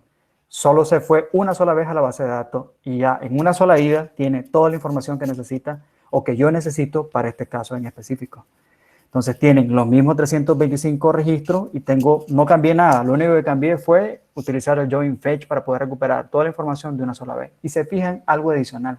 No necesité poner o agregar transacción para poder recuperar la información. ¿Por qué? No tengo proxies acá. Toda la información está llena y ya Hibernate llenó toda esta información. Y sí hay una mejora. ¿Dónde es más notable esto? Multipliquen esto ustedes por la N cantidad de transacciones que tenga su aplicación, ya sea por segundos, minutos o por horas, o como cual sea la métrica que estén ocupando ustedes para calcular la cantidad de input que su aplicación está recibiendo. ¿Ya? Y depende también de los datos, del tamaño de las tablas, de la cantidad de entidades involucradas, de la cantidad de transacciones. Son muchas variables en juego. Entonces, esto tampoco es una panacea para ocuparse siempre. No, depende del escenario. En este caso solo son 2 entidades y acabo de comprobar yo que me mejoró el performance. Pasé de tener 2 segundos y pico a tener 1 segundo y pico. La mejora fue de 1 segundo. Ok. Puede mejorarse esto. Es la última parte de mi presentación. Puede mejorarse aún más esto. Como les digo, a mí no me gusta dar rotundas, no me gusta dar... para mí son mejores prácticas. Las mejores prácticas consisten en... existe un escenario, lo analizo, veo yo si puedo aplicar una mejor práctica sobre ese escenario. Pero las reglas de oro son muy escasas. Tratemos de aplicar mejores prácticas o de identificar una buena práctica en vez de aplicar reglas de oro en todo. Porque, ¿qué sucede? Terminas tratando de escribir en tu aplicación un framework que resulta tener, que al final resulta tener, porque es difícil poder contemplar todos los escenarios, terminas teniendo problemas de rendimiento en tu aplicación porque hay un escenario específico que es el que te está metiendo ruido porque es tal vez el más usado y quizás es el que menos fuerza le metiste. Entonces, como les digo, estas son mejores prácticas. Yo recomiendo aplicarlas, analizar cada caso en particular cuando tengan un problema de rendimiento. Y los problemas de rendimiento son cuando alguien se queja de ellos también. Pues si un proceso dura 1 hora y nadie se está quejando de que dure 1 hora y todo el mundo vive feliz de que dura 1 hora, pues yo no veo problema en que siga durando 1 hora. Pero si es un proceso crítico del que se dependen muchos otros procesos y hay que tomar decisiones rápido, y te está pidiendo la gerencia que hay que optimizar ese proceso, hagámoslo. Hay que caerle a eso. O tareas internas técnicas que ustedes crean que sean cruciales porque esta pantalla tenemos un dashboard y uno de los gráficos que tenemos acá en el dashboard pues está tardando un mundo para poder generar esta información. Ok, tenemos una necesidad de negocio, necesitamos rápidamente poder mostrar esta información. ¿Ya? Entonces, todo depende de las necesidades. Ok, vamos al último. ¿Cuál es el último? ¿Se puede mejorar esto aún? Sí, se puede mejorar. ¿Por qué? En el escenario o el ejemplo que yo les traigo a ustedes, yo solamente estoy pintando. Primero, la cantidad de datos que me traigo, la cantidad de días. Segundo, solo es la fecha, el nombre del día y un conteo de los empleados que llegaron. Supongamos que esa es la necesidad de negocio. Ok, si esta es la necesidad de negocio, yo le diría a un colega, mira loco esa solución que tienes ahí, fíjate que todavía la podemos mejorar. Entonces, echarle manos a la obra y mejoremos este escenario, que es el último.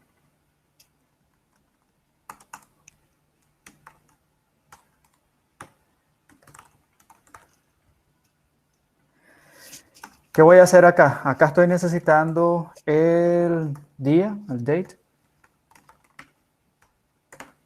Estoy necesitando el day name. No me acuerdo cómo le puse acá. Así, day name. Y necesito day name. Y necesito un count.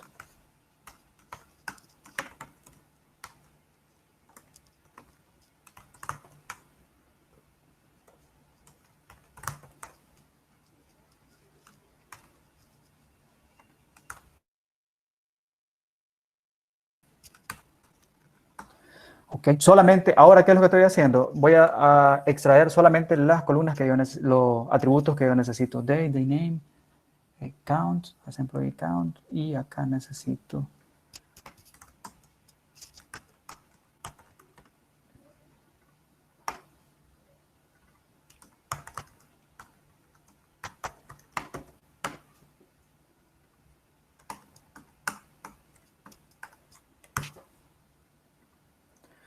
un group by. Ok, pero ahora no voy a tener, la salida va a ser un arreglo de object. Ah.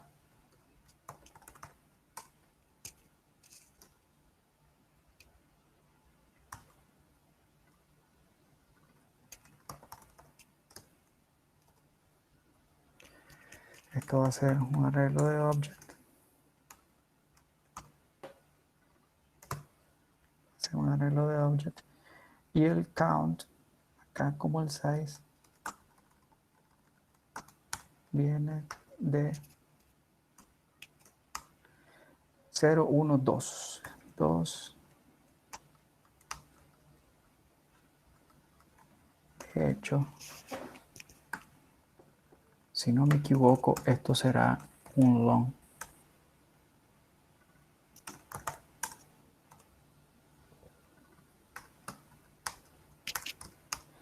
El date es el 0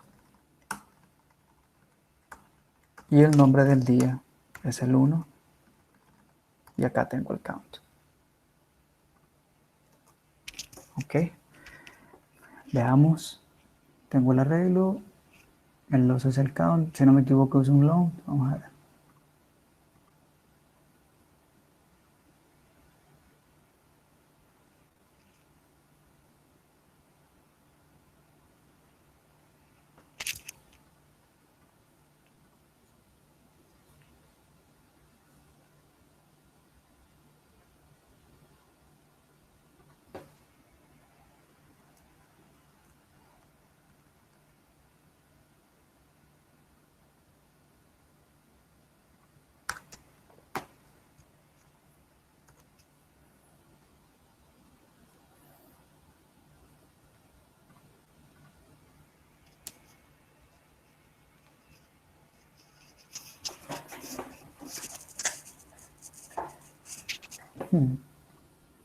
Déjenme ver cuál es el problema que tengo. Explicit data collection. From attendance.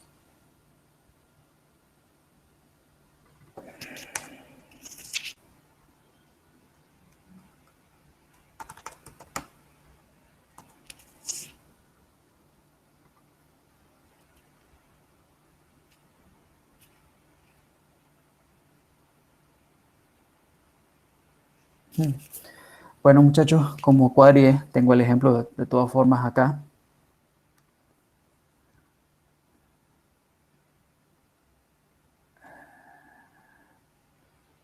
Y acá es un join fetch.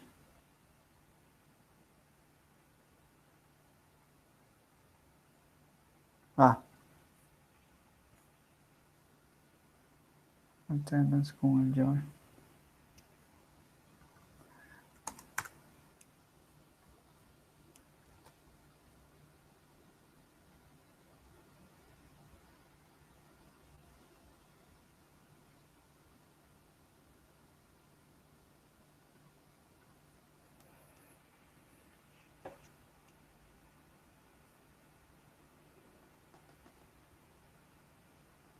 Ok.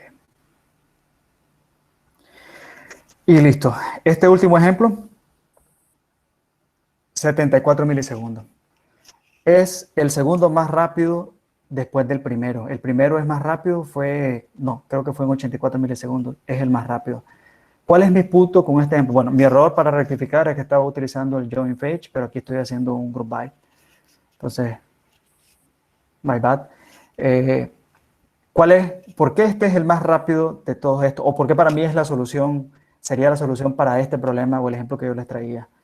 Primero que estoy extrayendo la información que yo necesito y lo estoy haciendo en el tiempo más rápido posible.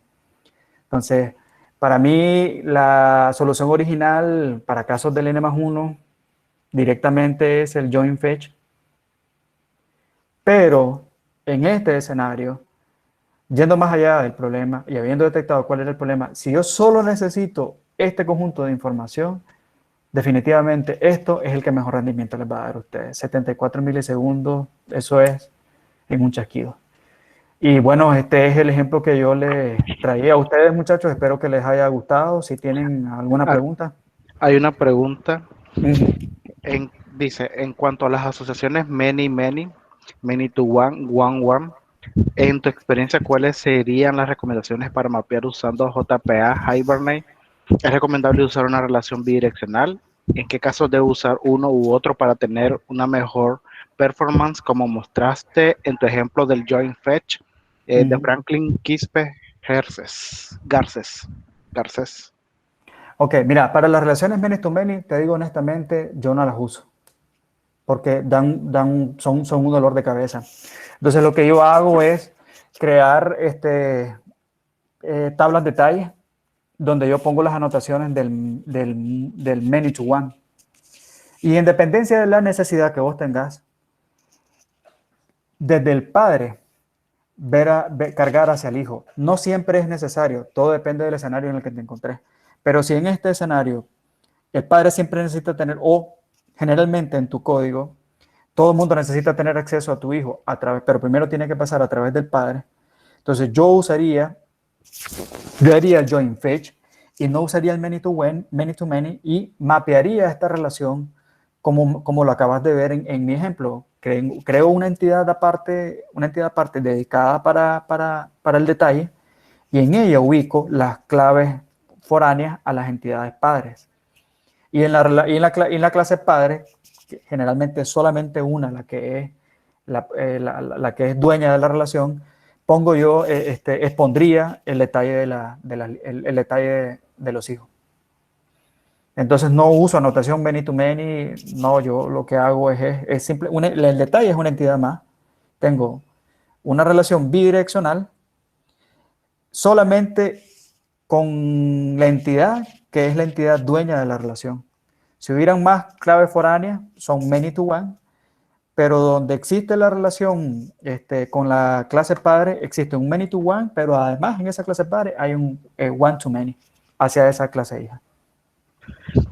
Hay otra consulta, Armando. ¿Qué buenas prácticas tienes para mostrar los logs de las queries? Impacta mucho loguear las queries en prod, de Ronald Steven Pineda Portal. Ok. Mira, en ese caso, yo no lo he usado, pero primero, bueno, que tenés que utilizar un framework de login, ¿verdad? No se usa, para empezar, no se usa esta propiedad en producción, porque esta propiedad no pasa a través de un framework de login, sino que simplemente escupe todo hacia la salida, hacia la consola. El framework, el Hibernate en este caso, escupe todo hacia la consola. Entonces, esto es un problema serio de rendimiento. Esta propiedad solo se ocupa en ambientes de desarrollo. Ok, en ambientes de producción tenés que ocupar primero un framework de login.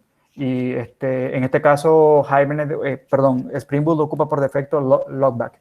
Entonces, lo segundo que tenés que hacer es no usar esta propiedad y setear en producción los niveles por defecto para el logger de Hibernate. Ahorita no recuerdo el nombre del paquete, pero son dos propiedades. Una para ver las consultas que se ejecutan y la segunda para ver los parámetros cuando son consultas parametrizadas. Entonces, y lo otro, para poder detectar problemas de rendimiento, existe una herramienta que es open source. No la he usado, pero veo que es muy popular, que se llama Hyper Persistent. Ahorita no recuerdo el nombre, pero es uno de los committers de... Es con la otra ahí, Armando. Hyper. ¿Te acordás, Roberto? Sí. Se llama así, Hyper Persistent Optimizer. Y hay otra que no recuerdo las herramientas que combinadas te permiten detectar problemas de rendimiento con Hibernate. Este muchacho es un Java Champion, es de Rumania y es uno de los committers oficiales de Hibernate. Entonces él escribió esta herramienta que se llama Hyper Persistent Optimizer, que lo que hace es analizar todas las queries que Hibernate manda a la base de datos y comienza a hacerte un diagnóstico de las malas prácticas que tenés en tu proyecto. Entonces, altamente recomendado. No lo he usado, no te puedo dar más detalles, pero sí sé que la herramienta es muy popular. Y respecto a los logs, bueno, espero haberte respondido tu pregunta. Como te digo, el show log no se usa esta propiedad no se usa para producción. Esto solamente es para ambientes de desarrollo y como te digo es porque escribe directamente a la consola y lo mejor es que si quieres ver algo utilices un framework de login y que dinámicamente en tiempo de ejecución vos puedas cambiar el nivel de login y mágicamente aparezcan los logs ya sea en el archivo o en la consola para poder analizar qué es lo que está pasando con tu aplicación. Hay otra consulta, Armando, Ujú. de Edgar Vicente. Dice, ¿se puede usar type query attendance en lugar de object para evitar llamar a los campos por porción y poder llamarlos por referencia? Mira, podemos usar, de hecho, en este ejemplo, yo solo usé el object, el array de object. Puedes usar lo que le llaman proyecciones, que son DTOs. Puedes usar tres cosas. Puedes usar, aquí puedo haber puesto una lista, pero si pongo una lista me pasa lo mismo. La lista la accedo por índice, 0, 1 y 2. Aquí puedo haber puesto un mapa. Cuando usas un mapa, aquí tienes que poner map. Y lo que se va a usar son los nombres de los atributos como los keys del mapa. ¿Ya? Y la tercera opción es utilizar, bueno, y la primera que les dije que es utilizar una proyección. ¿Cómo es una proyección? Si quieren, lo hacemos. Esto es una proyección. Por ejemplo, esto es un count. Vamos a llamarle un count DTO.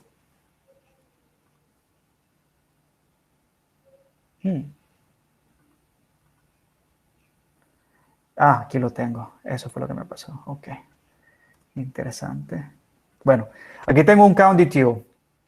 ¿Qué campos estoy usando yo? Tengo date de tipo local date, datename de tipo string y tengo el conteo que es de tipo long. Aquí están date, datename, string y count de tipo long. Tengo un constructor público y los declaré a todos public final. Ok. Entonces vamos a usar esto. Copy reference.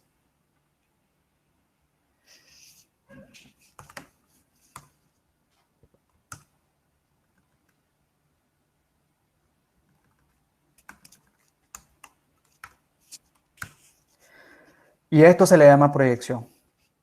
Estamos nosotros, se está instanciando el DTO y necesitamos un constructor al cual se le deben de pasar los tres atributos. Ok. Entonces hay que hacer un refactor de esto. Ya vamos a usar count DTO. Ya lo que me devuelve no es el object, sino que es el count DTO. Igual acá, es una lista de count DTO. Igual aquí. Una lista de count DTO. Ok. Ya no necesito hacer un casting tampoco, ¿verdad? Que es una ventaja adicional. Aquí es el count. Aquí es el date. Y aquí es el datename. Ok. Y vamos a correrlo.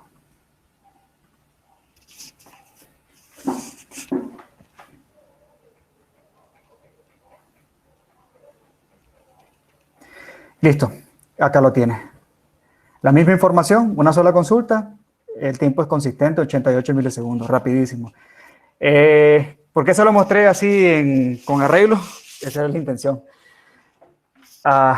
Ya saben que tienen 4 posibilidades. Sería el arreglo, una lista, un mapa y los DTO. ¿Qué overhead agrega utilizar un DTO? Cuando tienen ustedes un tipo de datos personalizado, hay un overhead de memoria respecto a utilizar un arreglo en Java. No reservas la misma cantidad de memoria para un arreglo en Java que un DTO, que es una clase. Es una clase que tenés un tipo class y que tenés atributos. La ventaja de este DTO es que es inmutable. Tenemos un constructor, un único constructor. Se deben de pasar los atributos en ese orden. Y una vez inicializado, esto no cambia. Para mí, en este escenario, los getters son innecesarios. Pero, bueno, hay mucho arquitecto por ahí que leyó libros de hace 10 años y le encanta ver getter, pues se lo ponemos, pues, si alguien ahí se levanta. Para mí esto, una vez que se inicializa, que Hibernate inicializó esto, llamando a este constructor, no hay necesidad de utilizar getter. Esa es mi preferencia.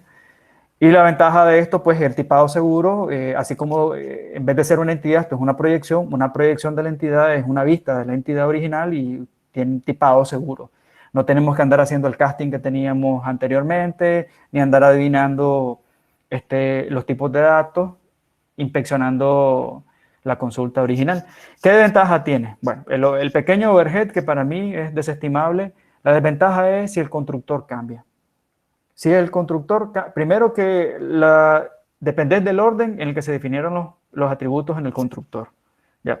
Cualquier cambio en la consulta, ya sea para cambiando la columna que devuelve la consulta, requiere un cambio en el DTO. Entonces, podríamos decir que en vez de cambiar una sola cosa, tendrías que cambiar dos cosas, pero igual la ganancia que hay usando este approach es superior al overhead, a la tarea de tener que cambiar en dos lugares. ¿Alguna otra pregunta, muchachos? Sí, tenemos otra consulta de Franklin Quispe Garcés. Si usamos Spring JPA, ¿cómo customizaría mis consultas en mi repositorio? Ok, ¿Es en excelente. Fetch o es en la capa de servicio? No. De hecho, es muy buena pregunta porque yo tengo en un proyecto de la comunidad de nosotros ese ejemplo. Tenemos nosotros como parte de la comunidad un proyecto open source, dos proyectos. No está acá. Permítame pasarme el navegador. Lo tengo acá. Tenemos varios proyectos open source en los que yo estoy colaborando o he estado a cargo. Son estas dos. Esto es una librería y esto es un backend. Este backend fue hecho con Spring Boot. Ok, exactamente. El ejemplo que yo les mostré hoy, que la pregunta es muy buena, es utilizando JPA. ¿Qué pasa si tengo que hacer esto mismo, pero utilizando Spring Data? Ok, aquí se lo voy a mostrar. Este es el ejemplo del join fetch con un repositorio. En uno de estos repositorios está, no recuerdo cuál. Aquí están los ejemplos. Aquí también. Para contestarte tu pregunta, vos puedes utilizar la notación query. Si no quieres utilizar las reglas por defecto que aplica el Spring Data de agarrar la entidad original y hacer un query por reflexión a través, cuando él infiere los parámetros. Entonces vos podés utilizar la notación query y escribir y decirle o instruirle a Hibernate utilizar este query. Entonces el equivalente de lo que vos estás viendo, donde yo estoy utilizando el Entity Manager con los repositorios sería este. Esto es JPQL, solo que con queries, ¿ya? Y puedes inclusive definir parámetros y declararlos acá. Pero cada vez que definas un parámetro en tu query, es importante que lo declares también acá como paran en el método del repositorio. De hecho, ese es el ejemplo porque aquí yo lo uso bastante. Utilicé Spring Data para este proyecto. ¿Algo más? Si no me equivoco, restando los 10 minutos, llevamos 1 hora 40 minutos. Entonces, no sé si continuamos con las preguntas, Omar, o terminamos. Bueno, hay que aprovechar la conferencia en línea y ellos que están conectados para que te hagan las preguntas que les consideren pertinentes. Ok, está bien. Yo no tengo problemas, como vos sabes. De hecho, me pasé de tiempo porque hablé mucho, como siempre. Sí. No sé, muchachos, ¿alguna pregunta más? Como les digo, ese es el ejemplo, es algo bien concreto. Bueno, el único plus que les traje, traje varios plus del ejemplo. El que creo yo quizás no hubiera tenido cabida era el de las mejores prácticas de diseño de base de datos. Lo incluí porque me dediqué a eso por 5 años completos y me gusta. Franklin Quispe hace una pregunta muy interesante. Ahorita acabo de ver el mensaje. Déjame ver, ¿has usado Yux? Fíjate que, Franklin, he usado Yux solo para hacer pruebas internas. El proyecto me encanta mucho porque a mí me gusta JDBC en lo personal. O sea, yo puedo como a mí me gusta la base de datos, yo puedo fácilmente prescindir de un ORM y utilizar JDBC porque de hecho también pasé mucho tiempo trabajando con JDBC puro. No usábamos nosotros un ORM. De hecho, algunos de los asistentes acá fueron colegas míos en ese proyecto y todos pues teníamos que morir con JDBC. El proyecto es muy bonito, es para tipados fijos, es para tipados seguros de consultas SQL, pero solamente para proyectos internos lo he usado. No lo he usado no he visto en mi trabajo, no lo he usado, no he trabajado en un lugar que lo usen.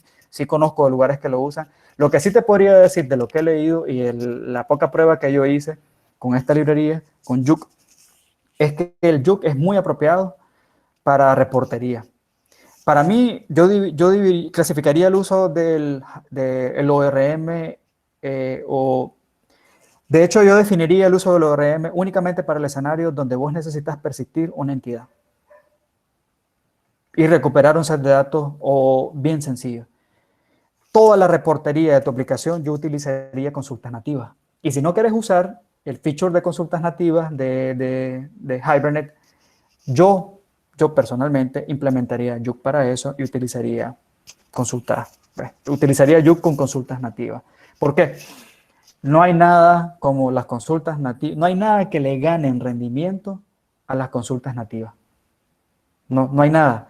No, las funciones de ventanas no están, como el JPQL es un pseudo SQL, no es un lenguaje SQL per se, no tienen soporte para consultas, para features nativos en los motores relacionales.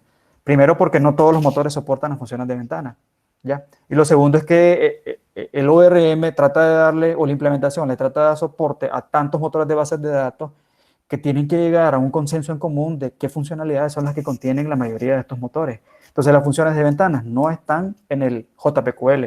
Si utilizas un query nativo, pues puedes hacer lo que quieras con el query nativo siempre y cuando lo soporte el motor de base de datos al que te estás conectando. Entonces yo, para salida en tu aplicación, para reportes en tu aplicación, usaría el Yug o en su defecto JDBC. Recuerden que al final el ORM no es mágico, no es mágicamente aparecer datos en mi aplicación. No, todo, absolutamente todo se traduce en una consulta que se ejecuta contra la base de datos. Aquí veo que están comentando los muchachos. Esta pregunta de Edgar Vicente, por ejemplo, el embeddable, ¿es una notación propia para ser usado con Hibernate o es reconocido con Eclipse Link? De hecho, el embeddable es parte de la especificación de JPA. Lo que quiere decir que cualquier implementación de JPA reconoce esta notación. Eclipse Link es la implementación de referencia del JPA. Por lo tanto, sí está disponible. De hecho, yo mostré también en mi ejemplo el namespace de esa notación. Aquí está arriba. El embedded, si te fijas, este es el namespace o el package del embedded. Ese es el namespace de la especificación del JPA. Entonces, para responder a tu pregunta, sí, lo puedes usar también con Eclipse Link. Armando, una consulta. Dime. Cuando hablas con respecto a eso del performance, es decir, vos podrías mezclar, por ejemplo, hacer todo el proceso en la base de datos y utilizar el Hibernate para extraerte esa porción de datos que ya fue procesada desde el lado del motor. Discúlpame, Guido, no te puse atención, me distraje con algo. Repetime la pregunta. Sí, es decir, procesas los datos en SQL, por ejemplo, tienes un store procedure donde haces toda la lógica y eso lo invocas desde Hibernate, también esto tiene un buen rendimiento. Sí, pero no es porque Hibernate haga algo por nosotros, es simplemente porque estás usando un procedimiento almacenado. Y tampoco es que porque uses un procedimiento almacenado sea garantía de que tengas un buen rendimiento. Ese es otro tema. De hecho, ahí lo que estás haciendo es delegar el acceso a los datos o la lógica a través de un procedimiento almacenado, y el rendimiento ya depende enteramente del plan de ejecución del procedimiento almacenado. Asumiendo que las consultas dentro del procedimiento almacenado están bien escritas y el motor generó un procedimiento almacenado con un plan de ejecución óptimo, vas a tener un rendimiento excelente gracias al procedimiento almacenado, pero es por la base de datos, no por el Hibernate. Y en ese caso yo tampoco usaría Hibernate para ejecutar procedimientos almacenados. Utilizaría, por ejemplo, hay una librería muy buena en Spring que se llama Spring JDBC, que puedes usarla para invocar procedimientos almacenados. Tenés muchas alternativas. Para mí Hibernate cubre una necesidad. Lo importante es identificar cuántas necesidades tengo y tratar de encontrar la herramienta apropiada para esa necesidad. ¿Querés llamar procedimientos almacenados? Yug tiene la capacidad para llamar procedimientos almacenados. Usa Yug. Puedes utilizar JDBC puro, nada te lo impide. O puedes utilizar una librería JDBC, un wrapper JDBC como Spring JDBC para invocar el procedimiento almacenado. Y si no quieres nada de eso porque te quieren cortar la mano y te dicen prohibido utilizar cualquier cosa que fuera Hibernate, ok, está bien, entonces utilicemos Hibernate para llamar el procedimiento almacenado. Pero el rendimiento no te lo da el ORM, el rendimiento te lo está dando la base de datos. Por ejemplo, en SQL Server, el plan de ejecución de un procedimiento almacenado lo crea el SQL Server la primera vez que ejecutas el procedimiento almacenado. Quiere decir que la primera ejecución de esos procedimientos siempre tarda más que la subsiguiente, porque en la primera el motor está creando el plan de ejecución, y el plan de ejecución lo crea de acuerdo a los parámetros que le estás pasando al procedimiento almacenado, ¿ya? Entonces, bueno, esa sería mi respuesta. Después Franklin nos dice, ¿tienes algún ejemplo de cómo invocar un store proceeding en JPA? Franklin, fíjate que no, pero hay mucha información respecto a, muchos ejemplos respecto a cómo hacerlos en JPA. Si quieres, después puedes puedes unirte a nuestro grupo en Telegram y podemos nosotros compartirte ejemplos ahí en Telegram de cómo hacer eso mismo. En el grupo de Telegram o de Slack o cualquiera de las redes sociales que nosotros tenemos, o postear la misma pregunta en el grupo de Facebook y nosotros te podemos contestar con un link o con un ejemplo en concreto.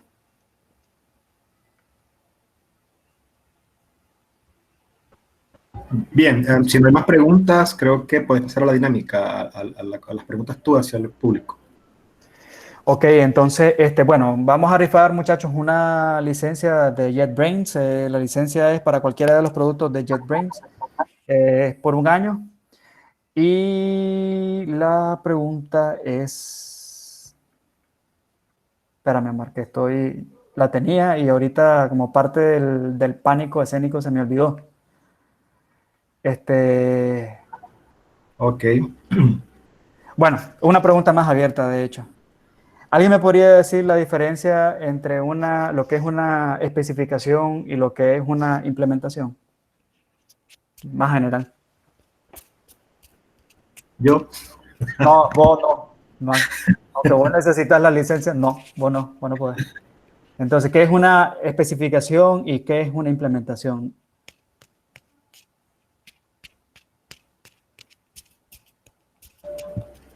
Tienen que hablar, no la pueden escribir, tienen que hablar, muchachos. ¿Alguna, chicos? ¿Alguien que lo sepa? ¿Ronald? Levanta la mano. ¿Puedo? Que podría intentar responder. Ok, José, claro. Bien, mi nombre es José Pablo Araya. Creo que, bueno, una especificación viene a ser como la serie de pasos o reglas que me plantean que tengo que seguir para alcanzar o obtener un determinado comportamiento. Y la implementación es cómo decido yo alcanzar esa meta, cómo decido yo programar o crear lo necesario para alcanzar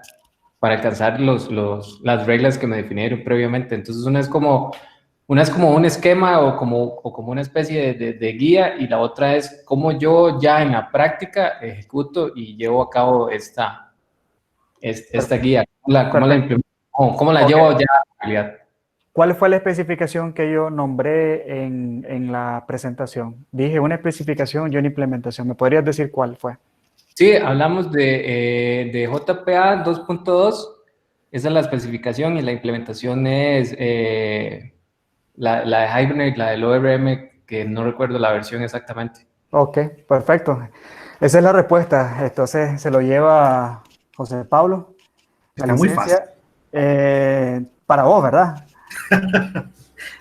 Ok, José Pablo. Entonces, José Pablo Araya ha sido ganador de la licencia de JetBrains. Recuerda, José, ¿cuánto es el periodo, Omar, para poder activar la licencia? Tiene que activarla. José, es que no sé, ¿puedes escribirlo una? ¿Tú lo conoces o cómo? Sí, es colega mío. Trabajamos juntos en la misma compañía, así que no te preocupes por el contacto. Ah, ok, está bien. Lo otro es, José, esta licencia es para cualquiera de los productos de JetBrains, así que cualquiera de los productos que te apasionen, si quieres usar el IntelliJ, con esa licencia lo puedes activar, pero es solamente para uno de esos productos, y con ellas vas a tener uso ilimitado de esa herramienta por un año. Así es, ¿verdad, Omar? Por un año. Creo que para todos los productos aplica. No, solo para uno. Solo para el que lo actives, de hecho. Sí, recuerden que la licencia, bueno, tiene una valoración de como $500 aproximadamente. Es un buen MIDE, y bueno, el objetivo es que lo aprovechen y que le saquen que les sea útil. Entonces, muchachos, creo que llegamos a todo. Llegamos al final, perdón, Armando. Sí. Muchas gracias por tu intervención. Muchachos, espero que hayan quedado contentos con el tema y la explicación. Si tienen consultas, igual pueden hacerlas por nuestros canales. Si tienen sugerencias también acerca de otro tema a tratar. Llegamos al final. Muchas gracias por habernos acompañado. Y bueno, nos vemos en la próxima. Probablemente la próxima semana ya estamos planeando otro evento, así que esperemos seguir con su participación. Sí, así es. Bueno, creo que la dinámica va a ser la misma por el momento, tratar de que sean charlas virtuales y bueno, Sí. Vamos a estar en comunicación con ustedes para darle a conocer ahí próximos eventos y charlas del grupo.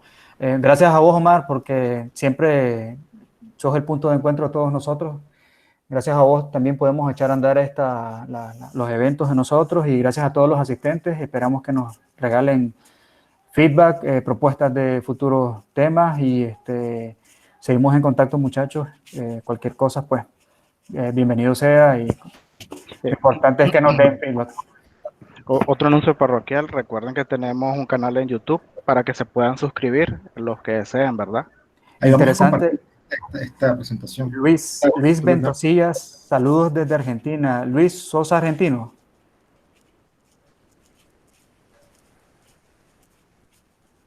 Luis, ¿estás conectado? Sí, voy a contestar por él. Sí, él es argentino. Él está creando un grupo de Java también en Argentina. Ok, interesantísimo, qué bueno. Me alegra ver que tenemos también alguien que... peruano, pero vive en Argentina. Que bueno, saludos. También tenemos alguien de Guatemala. No me esperaba alguien de Guatemala. Bueno, me alegra mucho, ¿verdad? Porque eso significa que por lo menos como centroamericanos nos estamos conociendo. Bueno. Sí, en las redes sociales nos pueden encontrar en todas partes como Yug Nicaragua. Yug, que significa Java User Group. En Twitter, en Facebook, en YouTube, en Instagram, en Slack, en Telegram, en todas las redes sociales nos pueden encontrar con ese nombre. Bueno, entonces voy a terminar de compartir mi pantalla. Les agradezco a todos su asistencia. Gracias, Omar. Gracias a los muchachos que integran el core del grupo de Java. Nos vemos en la próxima charla. Que pasen buenas noches. Buenas noches, que la fuerza los acompañe. Buenas noches, gracias. Buenas noches, comunidad. Gracias. Bye. Buenas noches, chicos. Buenas noches, Siga. Buenas noches, escritorio. Buenas noches, OBS.